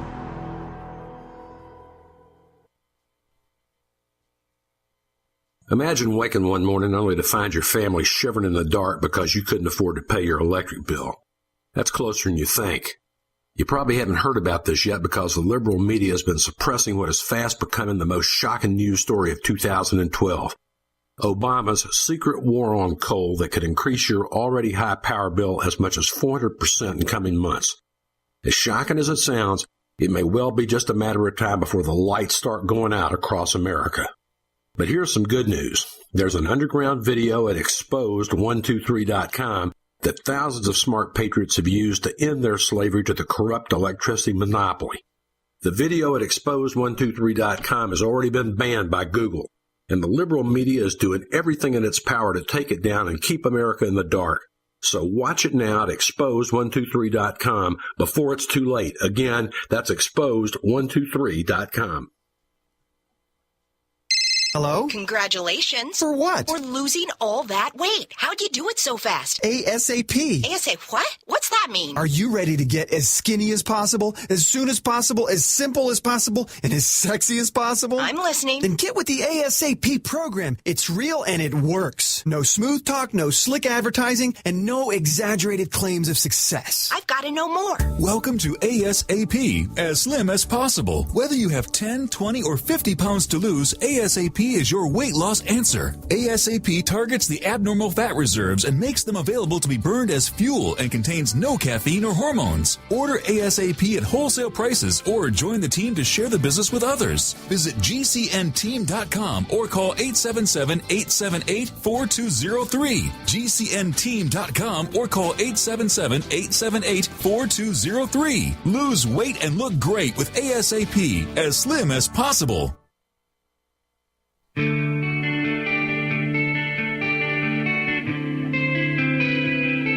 This is Jerome Clark, author of the UFO Encyclopedia and other books. You're listening to the Paracast. Chris O'Brien's on the scene, and let's just get all the details out once again. He went to the citizen hearing on disclosure. As a hired hand, he worked for Ron James, who was producing the streaming. And Chris, being an expert video guy, was asked to participate, and he did not have to take a loyalty oath to Steve Bassett. Is that correct, sir? That is correct. Because if he did, I think we'd have an interesting problem there, an interesting conundrum. Now, as we were talking about, on Wednesday afternoon session, they were talking about Roswell, and it was curious, as we mentioned in the previous segment, that we had Stanton Friedman with documents, and with Roswell, of course, Friedman being a proponent of MJ-12, and Kevin Randall, who was on the Roswell panel but not on the document panel, being an opponent. Now, we understand they wanted to keep politically correct. They didn't want to have that back-and-forth dispute. As to Roswell, any interesting tidbits, or was it the standard Roswell stuff we know and love, or otherwise?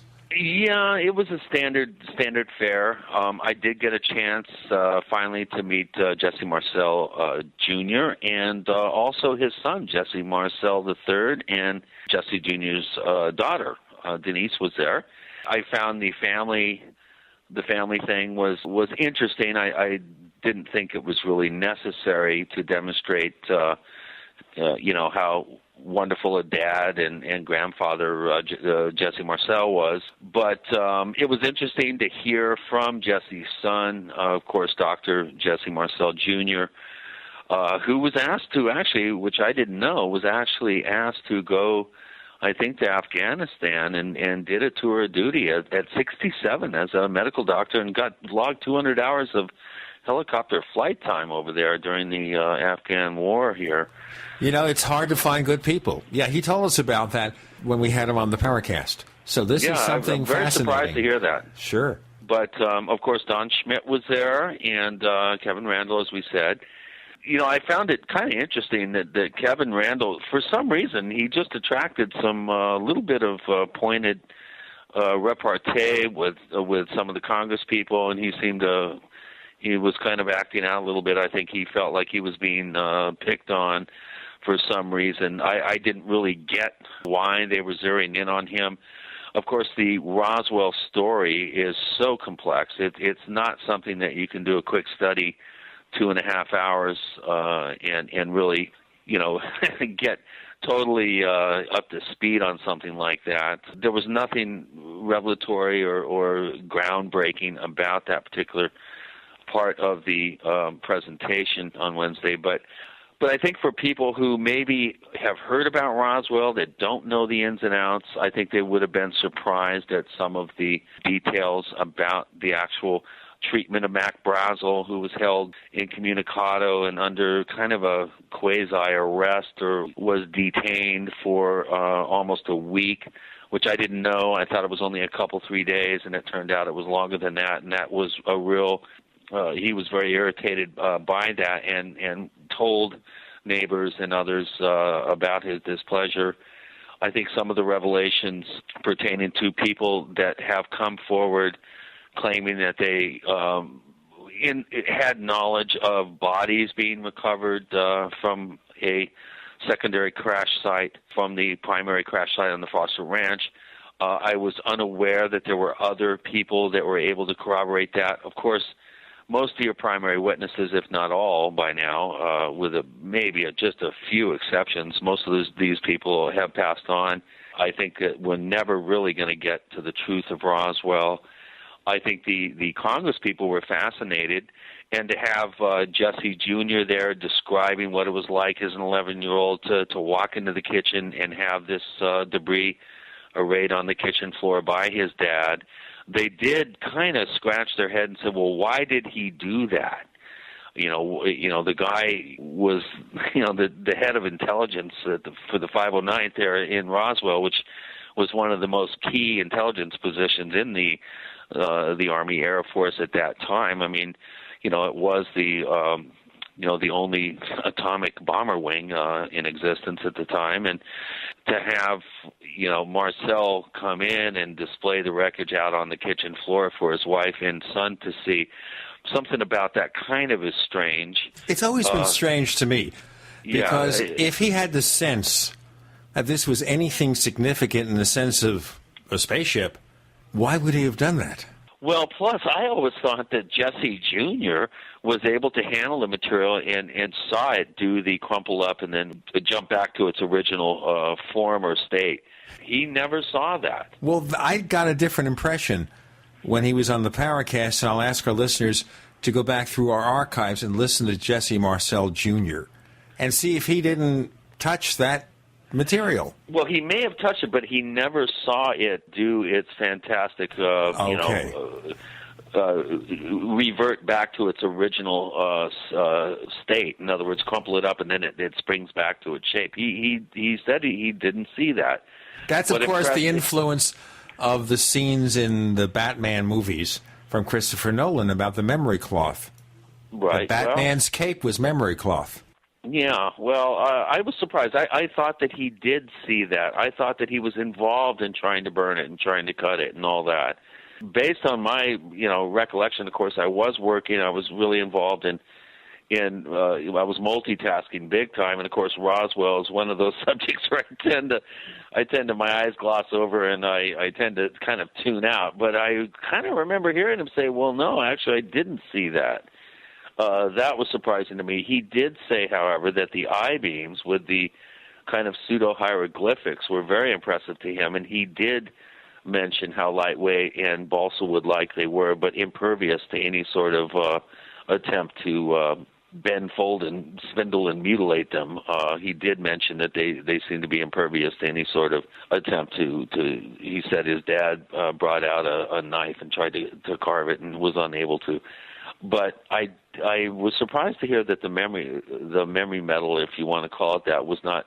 He didn't see it under those types of attempts to somehow mar it or whatever, burn it, cut it, that sort of thing. That was a little surprising to me. Another thing that was interesting is how I'd totally forgotten about how Stanton Friedman had actually found him. And the serendipitous occasion of actually rediscovering Marcel when he was in Louisiana. He was going to, I think, for a radio interview, and he was stood up or something. I don't remember the details, but someone said, "Oh, you're interested in that subject? Well, there's a guy here you should talk to." And lo and behold, it turns out to be a retired Jesse Marcel, which I found that fascinating, the very serendipitous kind of synchronistic coincidental original meeting between Friedman and Marcel, to me, was fascinating. To rehear some of these details, which I haven't revisited in decades. I mean, gosh, it's been 20 years since I've really paid much attention to Roswell. To me, it just kind of makes me develop this weird kind of rash that I just can't find the right kind of calamine lotion to put on it.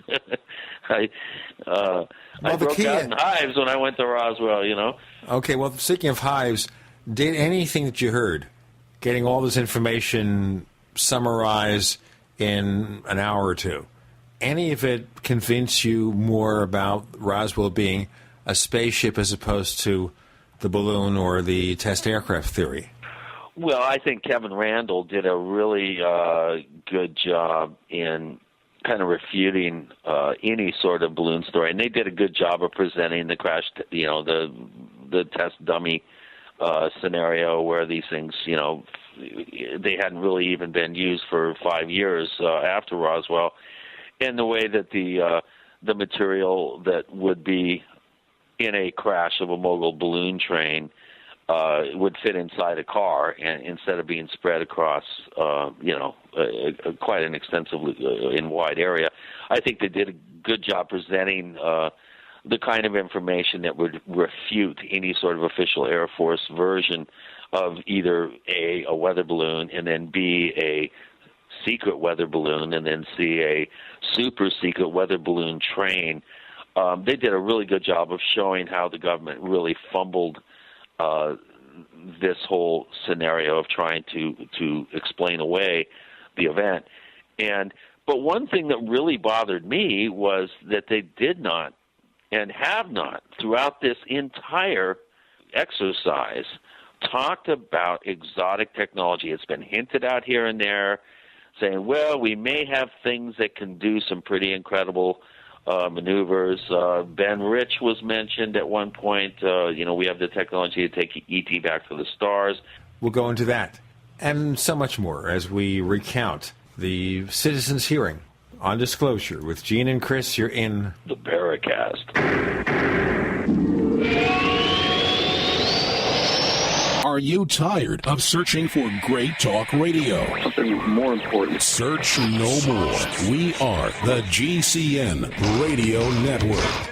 Hi, this is Ted Anderson. If you'd like to listen to GCN programs on the go, I have great news. GCN has created a Droid and iPhone application, and it's free. Just as easy as going to GCNlive.com, click on the banner, and download. Before you know it, you'll be listening to your favorite hard-hitting GCN shows, live or on demand, right on your Droid or iPhone, 24/7 and on the go. So download the Droid and iPhone app free by clicking on the banner at GCNlive.com. Thanks again for listening to GCNlive.com. Again, that's GCNlive.com. We the people grow cotton, weave fabric, engrave ink, embed strips and fibers to protect from counterfeit, then carting to a private bank, having it lent back at interest, forcing taxes to service debt. This capitalism, or was Jefferson correct when stating a central bank issuing the public currency is a greater menace to the liberties of the people than a standing army? Ted Anderson, I'm placing a free silver dollar in a book that explains our monetary system. Call for your copy, 800-686-2237. It's time to understand the system. Call 800-686-2237. That's 800-686-2237.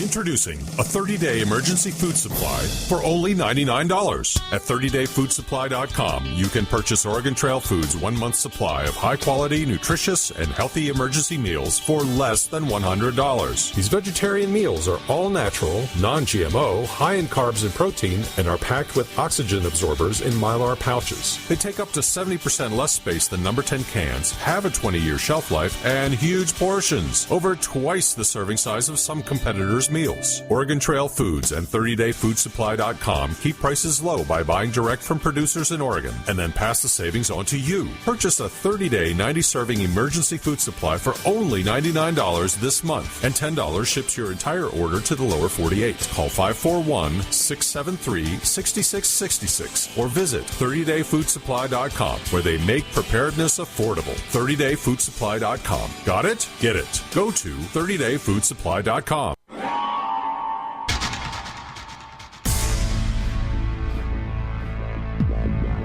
Welcome back to the Paracast, the gold standard of paranormal radio. And now, here's Gene Steinberg.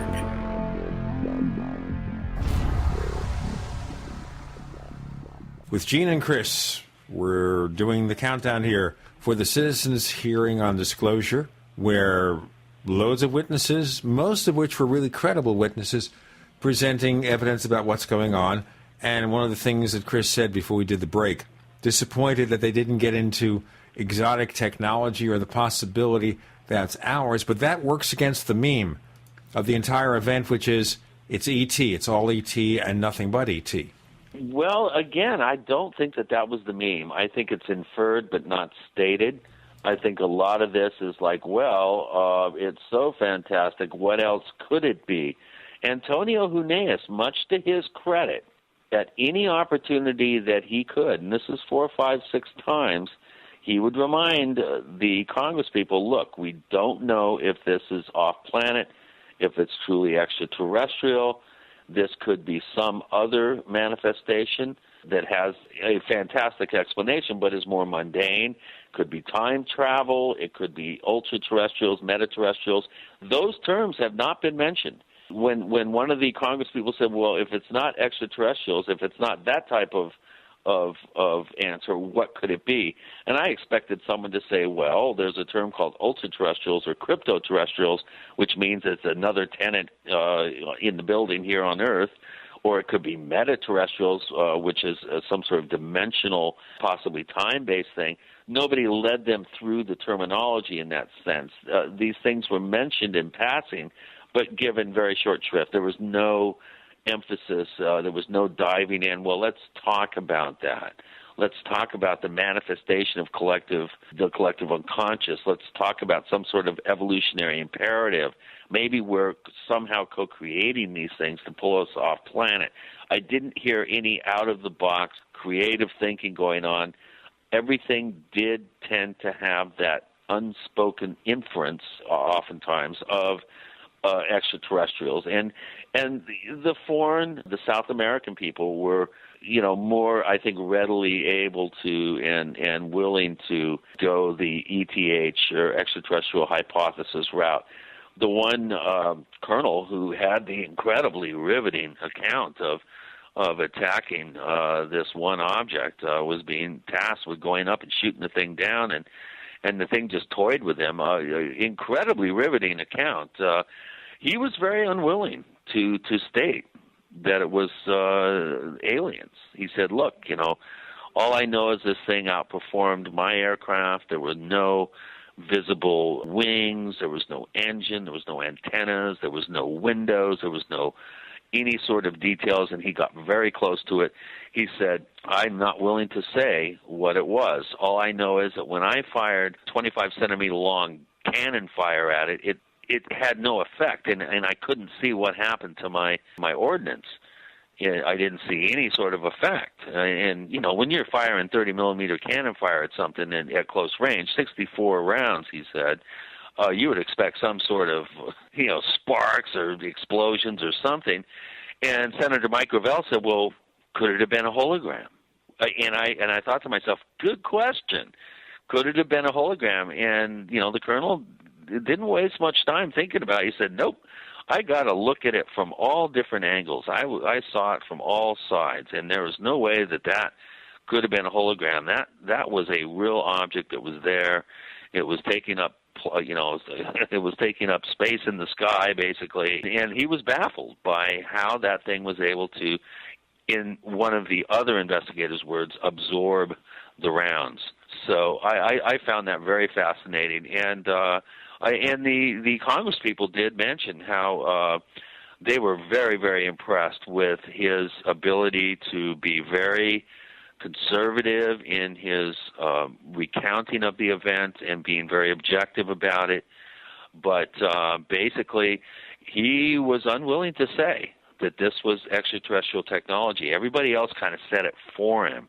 And at one point, they asked one of the other investigators to say what it could be, and if he agreed, he would nod his head. This is a very interesting moment, and he never did nod his head. So there's been a couple of really cool little mini dramatic moments over the course of 4 days, and that was one of them, definitely. I really did find that intriguing. Now, does it look to you, before we go on, as if the former members of Congress did actual research? Now, the hologram reference from Senator Gravel, formerly of Alaska, that was intriguing, but did it seem as if the others had also done homework or at least had some passing knowledge of what to talk about? I think in a limited way, yeah, Gene. I do think that we were talking bright people. These are, for the most part, most of them are I think, fairly well-versed in basic science, with a couple of exceptions who shall go unnamed. I don't really have a sense that they did too much research and getting themselves up to speed beforehand, and if they did, they're hiding it very well, and they're just kind of trying to play dumb, trying to make people really sort of spell it out for them. I think they've done a good job in making people really cut to the chase and educate them as well as inform them about the subject. I think, and hats off to them, I think they've done a good job in making people kind of dumb down their presentations, not assume that anybody knows anything, and really spell it out. And that way it makes people really choose their words carefully. If they only have 2 or 3 minutes to make a series of points, it really made people cut to the chase and really speak in very specific language and very accurate language. And this has really been, I think this is a very interesting format for this type of subject matter to be discussed. You don't have time to go into these long-winded, explanations a la Linda Howe, or in a lesser way like a Stephen Greer. Some people just love to hear the sound of their voice, and they love to hear themselves pontificating. They love those long dramatic pauses and the slow kind of delivery. Everybody was clipping along and really having to state a lot of information in a short period of time. So it forced people to really be straight, concise, on target, on point, and with very little wasted verbiage, shall we say. No, it sounds like it was quite a fascinating event. Now, in terms of the questioning, and you said, they sounded like they were handling themselves well, the members of Congress.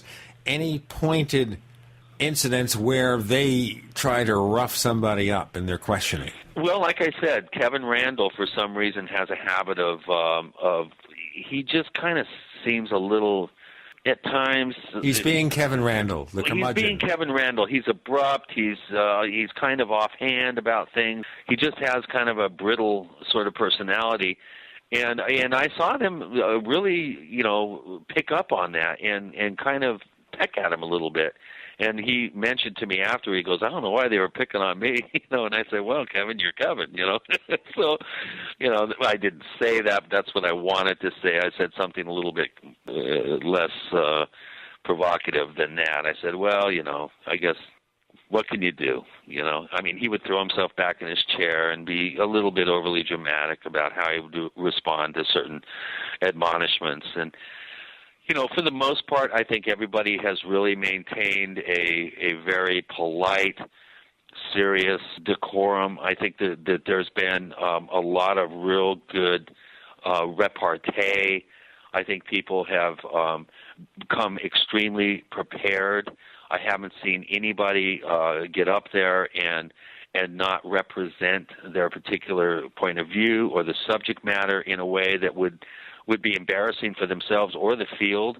I think our foreign folks that have come up from South America, the Chinese scientist that showed up was extremely good. He really showed, and I think a lot of people may have been surprised at the amount of interest in China that is there for this subject, and the amount of work that Chinese civilian ufology is engaged in. With Gene and Chris, you're in the Paracast.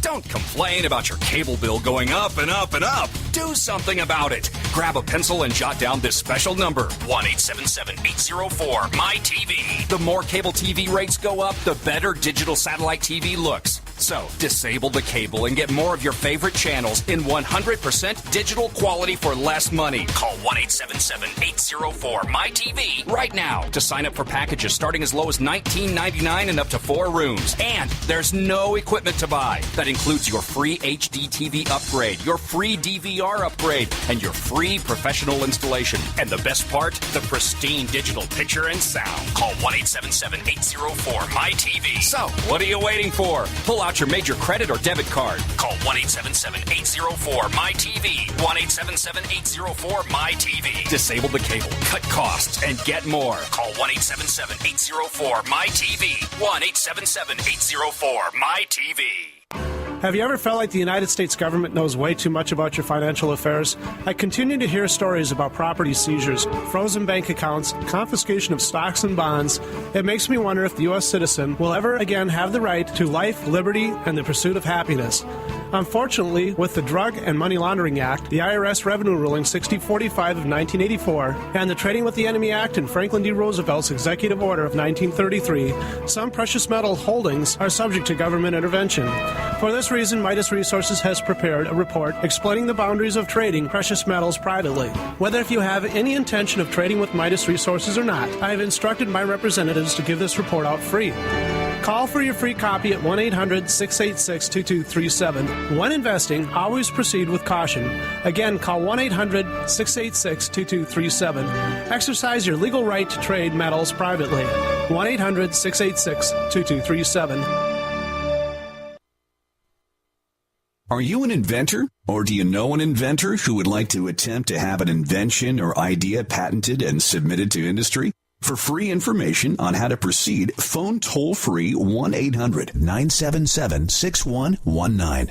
InventHelp, America's leading invention company, has inventors' information you can have free. Get an informative brochure and other material of interest to new inventors from the company whose patent referrals have helped secure more than 7,000 patents. Learn how to get your free information by dialing 1-800-977-6119. That's 1-800-977-6119. Even if you only have an idea for improving an existing product and don't know where to go with it, you'll want this free inventor's information. It shows how InventHelp may assist you in trying to patent your invention and submit it to industry. It's a free call. That's 1-800-977-6119. 1-800-977-6119. What do you do when your propane runs out and you don't have a large amount of wood for cooking? That's when you need a Grover rocket stove from StockStorage.com. The Grover rocket stove starts easily with any combustible material like junk mail, small twigs, leaves, weeds, or dry sagebrush. Then just add a small amount of kindling wood and you'll be cooking entire meals in minutes. Grover rocket stoves are made right here in the USA and are built to last a lifetime using heavy-duty thick-gauge steel and are painted with high-temp paint to withstand heat. Go to StockStorage.com and see 3 great Grover rocket stoves, stainless steel, heavy duty, or our original Grover rocket stove for only $135 and get free shipping to the lower 48. For phone orders, call 801-361-6984 or go to StockStorage.com. That's 801-361-6984 or StockStorage.com. The original Grover rocket stove minimal wood use cooking stoves, available exclusively from StockStorage.com. We'd like to hear from you. If you have a comment or question about the Paracast, send it to news@theparacast.com. That's news@theparacast.com. And don't forget to visit our famous Paracast community forums at forum.theparacast.com. With Gene and Chris, we're talking about the citizens' hearing on disclosure. And the subtitle is, If Congress Won't Do Its Job, the People Will. And, of course, it's about having ex-members of Congress, Congressman, Senator Mike Gravel, former senator from Alaska, attending the session and making it like a faux hearing for Congress. You were mentioning, of course, the session on Thursday where they had members of the foreign community, someone from China pointing out there's a lot of civilian interest in UFOs in China. Tell us more. Well, the largest civilian UFO investigative group is in China, and he didn't mention an actual membership number, but I remember reading an article that they have over 1 million members. in this one particular group, and there are other auxiliary groups around the country that are affiliated with the parent organization. Questions were asked about the military and the government's involvement, and the feeling that I got from his responses, which were measured, I must say. He was very careful how he said what he said, and he didn't really answer a few questions in the way I think people wanted him to. But basically what he's saying is this is a subject that is extremely attractive to people's curiosity in the country, and the government does not stand in the way. In fact, the government courts people's interest in this subject as unpaid intelligence assets, I would imagine. They want to know what people are seeing. They do monitor these organizations. They don't get in the way. It seems like the government is somewhat more forthcoming and willing to share certain information with the civilian groups there. There doesn't seem to be the institutionalized ridicule and scorn in the things that you find here in this country and in a lesser way in England, for instance. And he basically is very excited. He says that this is a subject that's attracting mainstream academic types. There's scientists are interested in these subjects in the country. You know, I really wanted to hear more from him, but because he was speaking in Chinese and everybody had to hear a live translation, by the way, there was a live translation of the proceedings into Mandarin, into Spanish, and I think from those languages into English as well, which I thought was a brilliant stroke. It was probably expensive to pull that off, but to have UN-style live sentence-by-sentence translation real time, I think is it really does broaden the potential audience. But, you know, I think the Chinese ufological community needs to be embraced more by the West. I think that there is a real serious disconnect when it comes to our involvement with the UFO subject and how it's being handled over there. I think we really need to broaden our networking around the world. I think that there's the American ufology tends to kind of have the blinders on and think that everything is all, because our government's kind of calling the shots and all this stuff. We're the thing here. I think we need to kind of humble ourselves as ufological investigators and researchers and really make more of a concerted effort to get involved globally. The largest, as I said, group of civilian investigators by far is in China. In fact, you probably add up all the people that are in that one group, they could probably match all the other groups on the planet combined practically. Well, that's the big thing, too. Organizations like MUFON, which has been around for, over 40 years now, they only have a few thousand members, not a large number of members. Yeah, and in my point exactly. And, I think it's important, too, to understand that there have been some pretty interesting revelations and documentation that has been released by other countries. And we did get, I think, a pretty good quick thumbnail re-education about how the South American countries and how certain European countries have opened up their files to a certain extent. There was some question about how extensive this disclosure of information and obviously sighting reports have been disclosed, but I think what we've been skirting around is at what point does that door slam shut when it comes to the G8 countries or the South American countries? Is there a certain amount of information that's being held back? Now, I think a real classic sort of litmus test for this will be the Brazilian Air Force files. We do know that they have incredible footage. They've only released a certain amount of photographs and very limited amount of film. We do know that they have incredible stuff that they gathered during Project Saucer, which I mentioned earlier, involved the investigating the cases around the island of Claris at the mouth of the Amazon River, where 4, possibly more people were killed by objects. Many people, dozens of people, were injured by these chupas that were going through the jungle at night. hitting people with what appeared to be some sort of particle beam weapon. The Brazilian Air Force was right there. They have footage of a huge mothership surfacing in the mouth of the Amazon River. They have some incredible gun camera footage from that time period and other incidents. And AJ is really, I spoke with him a little bit. We hope to get him back on the show here as soon as possible. There is some really interesting new revelations about the possible release of some really sensational data by the Brazilian Air Force and the Brazilian government. That could be start the dominoes. And I have a sense that if the Brazilian Air Force fesses up and says, hey, we know this, and this, our captain, the head of Project Saucer, actually had interactions with non-terrestrial intelligence, if you will. That would be huge. And, the fact that the U.S. government wasn't involved in the Varginha case, which for our new listeners happened, I think, in 1996, Gene, outside of Varginha, Brazil. Object crashed. There were two supposed live aliens that were captured. They both died eventually, I think, within a short time period. And there is some smoking gun sort of circumstantial evidence to suggest that the U.S. Came down and appropriated some of the wreckage and at least one of the bodies. Again, as most of our listeners know, it's going to take a lot to convince me that that's reality.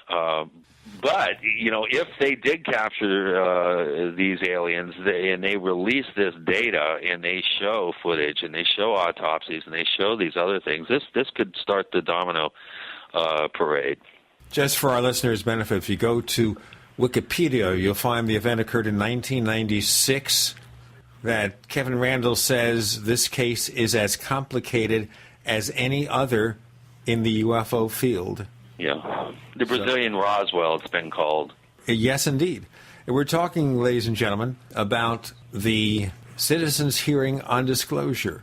Chris O'Brien, present and accounted for. With Gene and Chris, you're in the Paracast.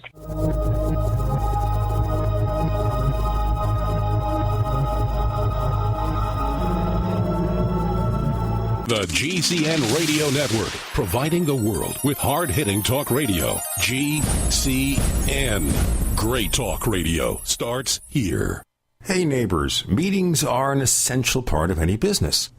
Making presentations to clients, collaborating with your colleagues. Well, make them as simple as possible to run and organize. Use GoToMeeting by Citrix, the easiest, most reliable online meeting service. With GoToMeeting, you can schedule an online meeting in seconds. Attendees can join with just a click from anywhere. Meeting materials are viewed on everyone's screen, making collaboration seamless. GoToMeeting is so easy to use for you and everyone joining your meeting. Plus, with GoToMeeting, hold as many meetings as you can for one flat rate. You have phone conferencing and voice over IP are included. My listeners can try GoToMeeting free for 30 days, a month of unlimited online meetings free. Visit GoToMeeting.com, click on the Try It Free button, and enter the promo code PODCAST. That's GoToMeeting.com, promo code PODCAST.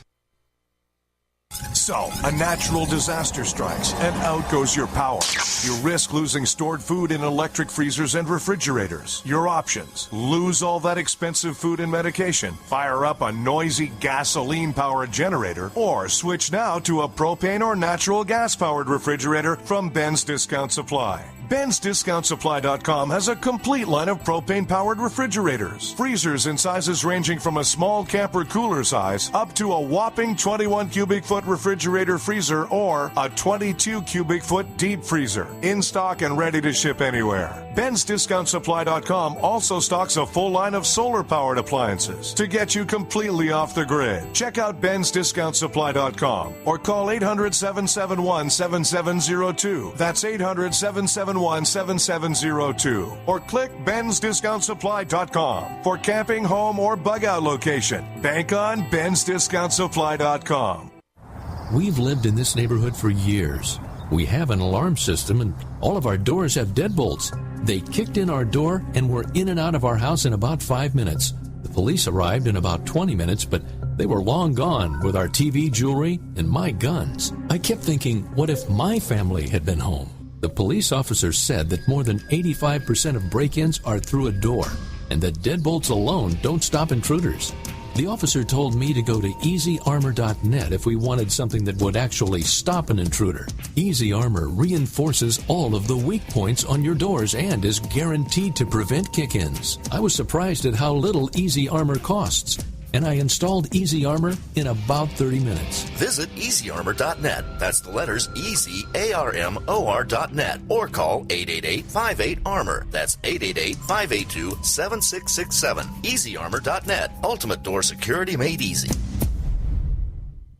Digestive health is the key to wellness and elimination of toxins. That bears repeating. Digestive health is the key to wellness and elimination of toxins. And Pro EM1 Daily Probiotic Cleanse is the key to digestive health. Pro EM1 is a powerful liquid probiotic, strong enough to cleanse, gentle enough to use every day. Pro EM1 is dairy, wheat, and soy free, contains all natural and certified organic ingredients, contains no preservatives or animal products, supports a healthy digestive and immune system, supports weight loss, improves absorption of food nutrients, aids in controlling yeast infections, is never freeze-dried, and uses 3 groups of live, viable, beneficial microbes to cleanse and remove toxins. Order Pro EM1 Daily Probiotic Cleanse at Terraganics.com, spelled Terraganix.com, Terraganics.com, or call toll-free 866-369-3678.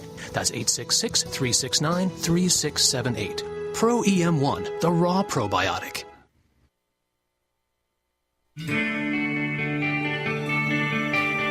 This is Jerome Clark, author of the UFO Encyclopedia and other books. You're listening to the Paracast.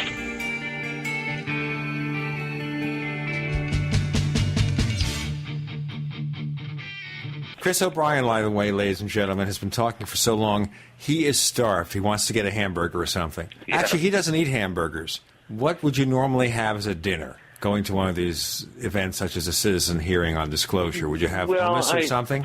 Yeah, I tend to eat light. I like Caesar salads, that sort of thing, maybe seafood. I find that if I eat like heavy breakfasts or lunches or what have you, it just weighs me down. And in light of the subject matter and it being a little bit, how would I put it, sort of mundane to me in terms of listening for new things, exciting things. I mean, I've heard all this stuff before, so you tend to zone out and lose your edge, and you start to fall asleep.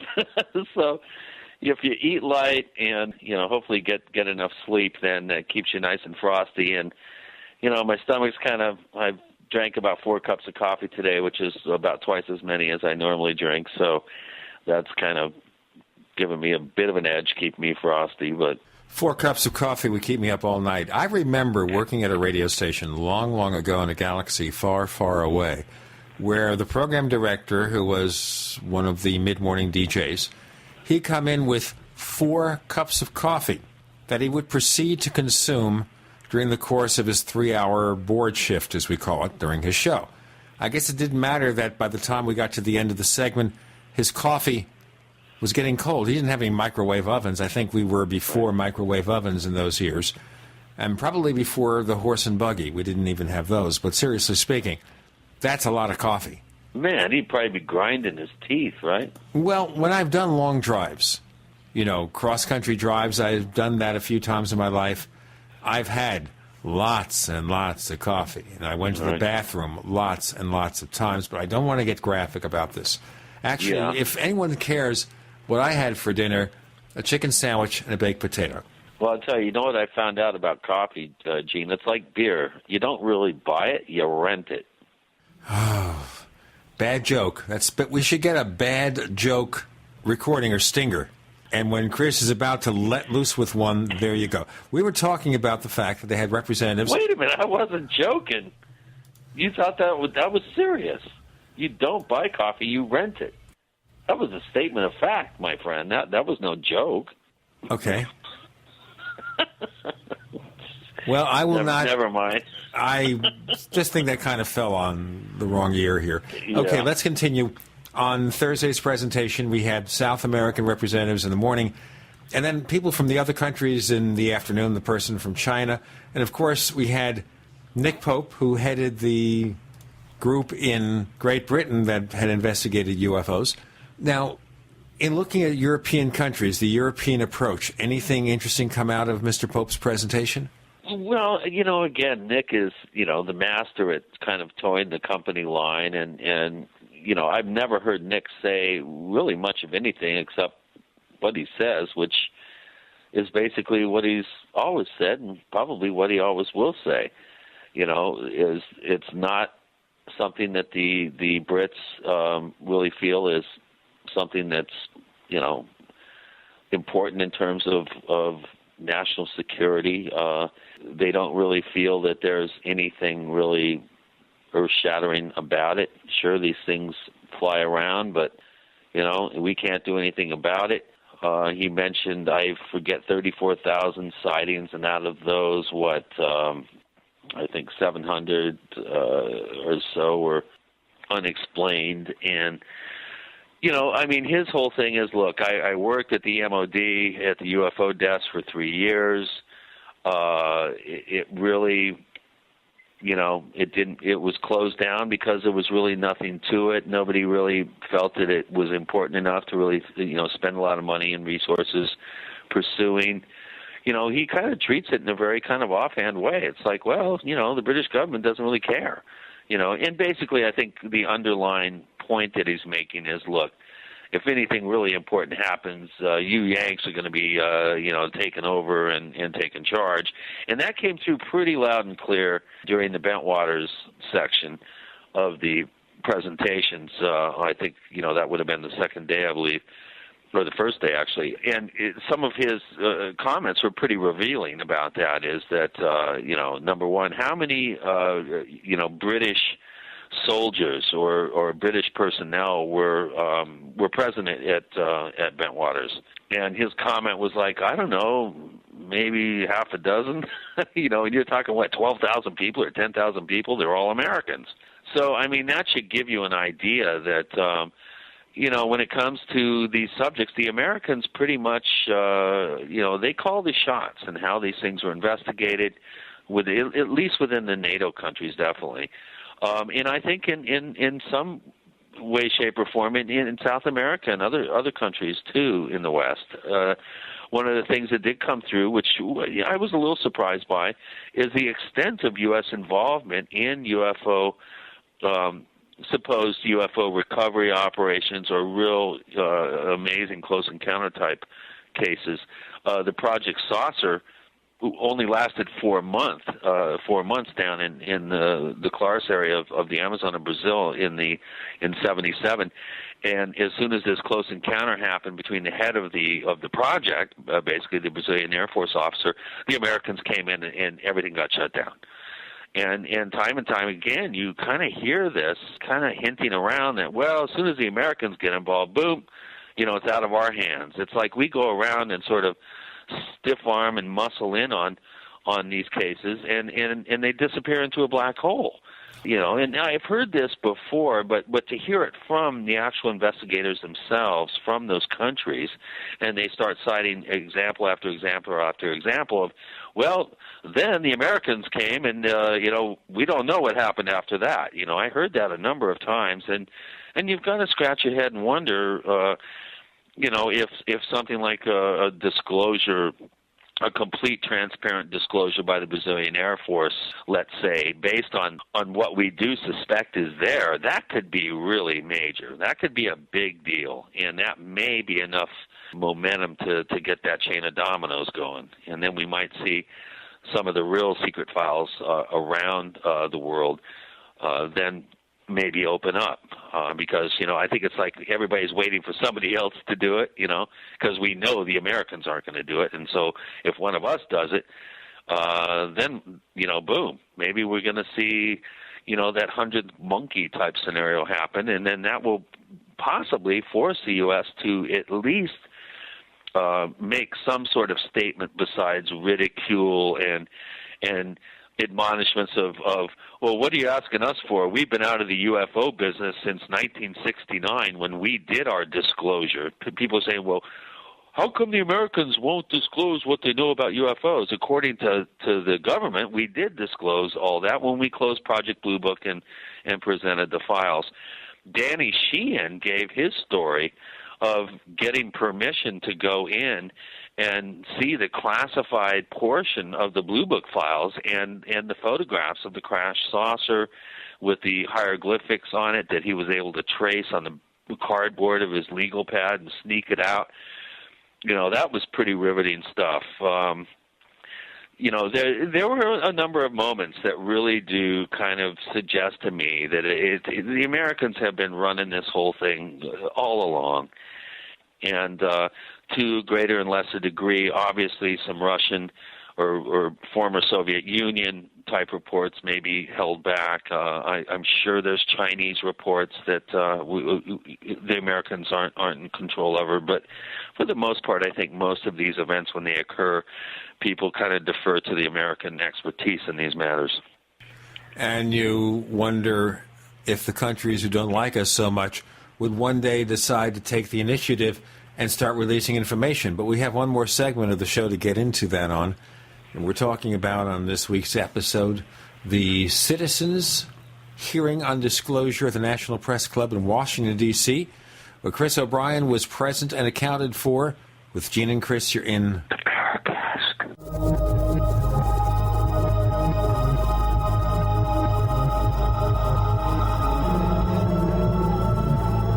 America's #1 source for independent talk radio for over a decade.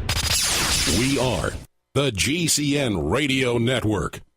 Don't complain about your cable bill going up and up and up. Do something about it. Grab a pencil and jot down this special number, 1-877-804-MY-TV. The more cable TV rates go up, the better digital satellite TV looks. So, disable the cable and get more of your favorite channels in 100% digital quality for less money. Call 1-877-804-MY-TV right now to sign up for packages starting as low as $19.99 and up to 4 rooms. And there's no equipment to buy. That includes your free HD TV upgrade, your free DVR upgrade, and your free professional installation. And the best part, the pristine digital picture and sound. Call 1-877-804-MY-TV. So, what are you waiting for? Pull out your major credit or debit card. Call 1-877-804-MY-TV. 1-877-804-MY-TV. Disable the cable, cut costs, and get more. Call 1-877-804-MY-TV. 1-877-804-MY-TV.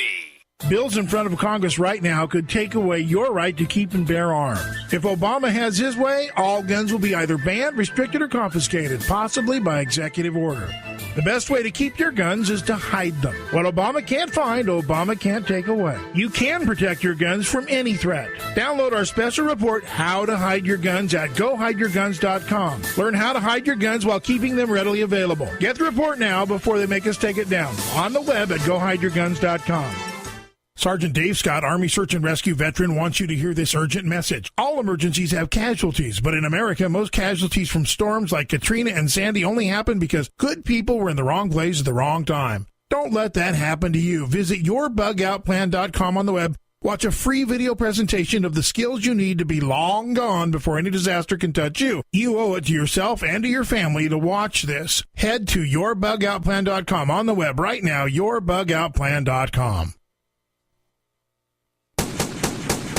Ceramic body armor is rated to stop 6 hits. But what about the 7th? Unlike ceramic or Kevlar, Infidel body armor is proven to take hit after hit, and it just won't quit. Reasonably priced and designed for the smart civilian prepper, Infidel stops hundreds of hits from small arms to high-powered rifles. That means safety and peace of mind. Buy yours at InfidelBodyArmor.com. Spelled INFIDEL bodyarmor.com. Infidel Body Armor.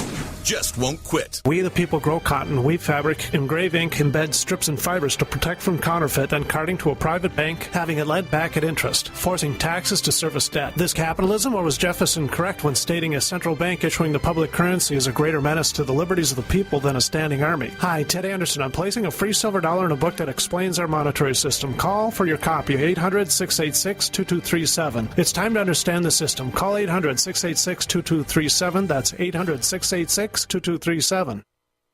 Hello? Congratulations. For what? For losing all that weight. How'd you do it so fast? ASAP. ASAP what? What's that mean? Are you ready to get as skinny as possible, as soon as possible, as simple as possible, and as sexy as possible? I'm listening. Then get with the ASAP program. It's real and it works. No smooth talk, no slick advertising, and no exaggerated claims of success. I've got to know more. Welcome to ASAP, as slim as possible. Whether you have 10, 20, or 50 pounds to lose, ASAP is your weight loss answer. ASAP targets the abnormal fat reserves and makes them available to be burned as fuel and contains no caffeine or hormones. Order ASAP at wholesale prices or join the team to share the business with others. Visit GCNteam.com or call 877-878-4203. GCNteam.com or call 877-878-4203. Lose weight and look great with ASAP, as slim as possible.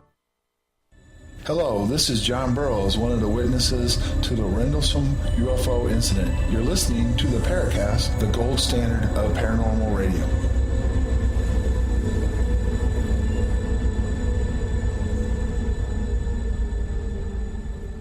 Now, you have to expect here, we had hoped to have a few of the participants on the show. They will be on over the next few weeks. Everybody is just busy at the event, and a lot of people who have presentations have multiple presentations at the citizens' hearing on disclosure. So that's where you go. Yeah, it would have helped if I had a computer here. If I had a computer, I could have gotten little sound bites and all sorts of stuff today. But again, I'm working as well, so I'm kind of handcuffed to a certain extent as well. But I have gotten promises from a number of people who are very excited to get back on the show. We do have a lot of fans in the investigative and research community, a lot of fans of the show, and Peter Davenport's just dying to get back on the show. It was my first chance to really get a chance to meet him and at least exchange pleasantries and congratulate him on his really good job that he did presenting the National UFO Reporting Center to the congressional clearance. And he's an amazing guy in his own right. He really does. He has a passion for the subject. He's very well spoken. He's done a thankless job trying to siphon through and whittle through all these reports that he's managed to accumulate over almost 20 years. And it was real good to finally meet him. There were others that I finally got a chance to meet for the first time, and Danny Sheehan, very impressed. I mean, the guy presented the Pentagon Papers case to the Supreme Court just out of law school when he was in his 20s, handled the Karen Silkwood case, handled Iran-Contra, represented the Jesuits for many, many years here in the United States. Just an incredibly talented guy. I mean, he's got a degree in divinities. He's got a law degree, both from Harvard. And talk about just an amazing guy to allow himself to be tainted by the UFO subject for the last 25, 30 years. Pretty amazing. Can't wait to get Danny on. Now, let's just go back to one thing here, which I mentioned before we broke, and this is our final segment of the Paracast this week, ladies and gentlemen, and that is the fact that we have countries with whom we don't always get along, like Russia, like China, particularly those two countries, and you have to think here, maybe the Americans could ride roughshod over British bureaucrats like a Nick Pope, but we don't have that kind of influence in China. We don't have that kind of influence in Russia. Don't you think that Vladimir over there in Russia wouldn't want to upstage the U.S. if there was a reason to do so? Well, that's getting back to what I was saying before. If we could get a country like Brazil that probably is one of the most active ufological hotspots on the planet, they've already created a joint civilian government military investigative research body. And with that kind of, sort of transparency and an open door to co-mutual work together between the private and the government sector, it would be really interesting to see what a country like Russia, or what, in a lesser way, China. I think it's less likely that China will open up their files because they do a lot of commerce with the U.S. They make a lot of money from us. They own all our bonds, so therefore they won't interfere. Well, and they're very secretive to begin with and very control-oriented. I think Russia is more of the wild east out there. One thing I wanted to bring up here, Chris, and that is Japan. Japan has an incredible amount of UFO interest. I remember back even in the 60s and 70s, I was in touch with a number of Japanese UFO researchers. Yep, the word Japan has not come up one time in this entire week. Isn't that strange? Yeah, I was going to mention that. I find that very strange, and I also find it strange that we don't have some sort of representation from Southeast Asia and Japan. Also Australia is noticeably absent. And there's a lot of UFO action there. We've had one or two people from Australia on the Paracast talking about events there, and we're going to pursue those in more detail in the future. Well, go figure. I just find that very curious. I guess you can only include so many people, but someone like a Bill Chalker, Norio Hayakawa, or somebody like that even, just have somebody there representing a particular facet or country. I think it was really important. And the other part of the world we don't talk about is the Middle East. Yeah. What about Israel? Yeah, what about Israel? Aren't there Israeli UFO researchers? Of course there are. Barry Chamish, of course. There are a number of them. And, Near and Middle Eastern countries have historically had an incredible, tradition and history of unusual sightings events. I haven't heard.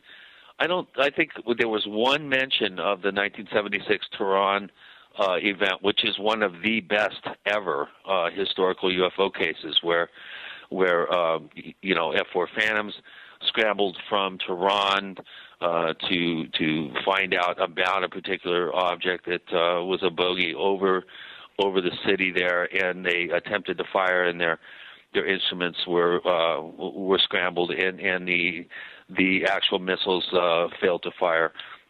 A very important case. Ron Regehr was able to get DSP spy satellite or some spy satellite data that actually corroborated the event taking place in terms of the object coming in.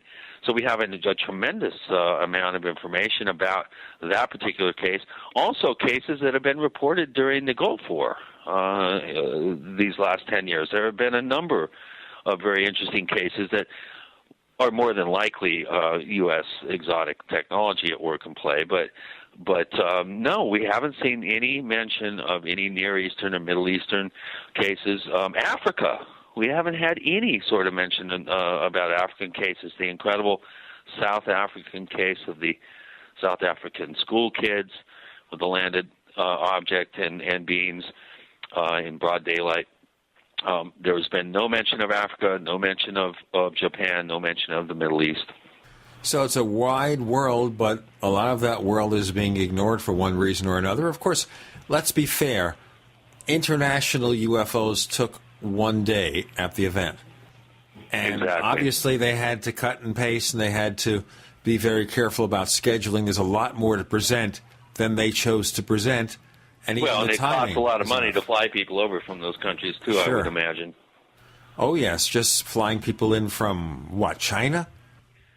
Yeah, that was a biggie. But he's the head of one of the largest, or one of the heads of the largest civilian UFO group by far, probably bigger than all the others combined. Did he have a pretty good command of English?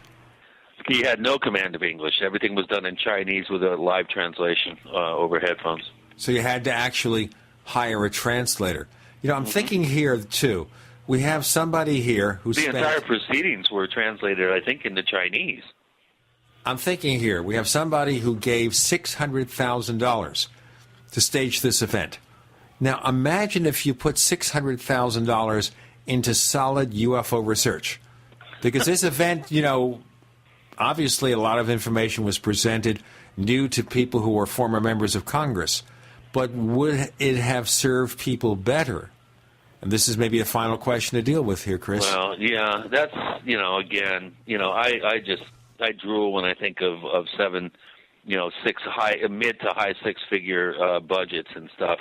With $600,000, we could have wired up 5 of the hottest UFO hotspots in the country, in North America, and had 24/7 coverage of these areas, gathering triangulated scientific, hard to refute scientific data. So, whether it was cost effective in the long run or not, I don't know. To me, it was a lot of kind of window dressing, and I'm going to have to think about that. Let's see how the rest of the week plays out.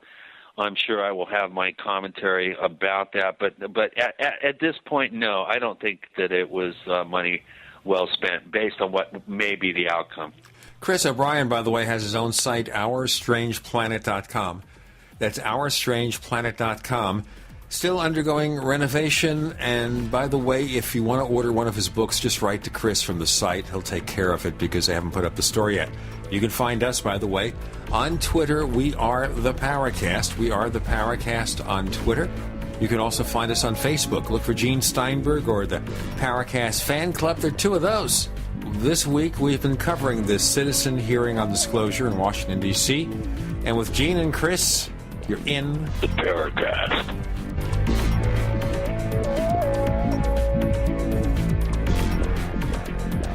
The Paracast, featuring Gene Steinberg and Christopher O'Brien, is a copyrighted presentation of Making the Impossible, Incorporated. Tune in next week for a new adventure in The Paracast.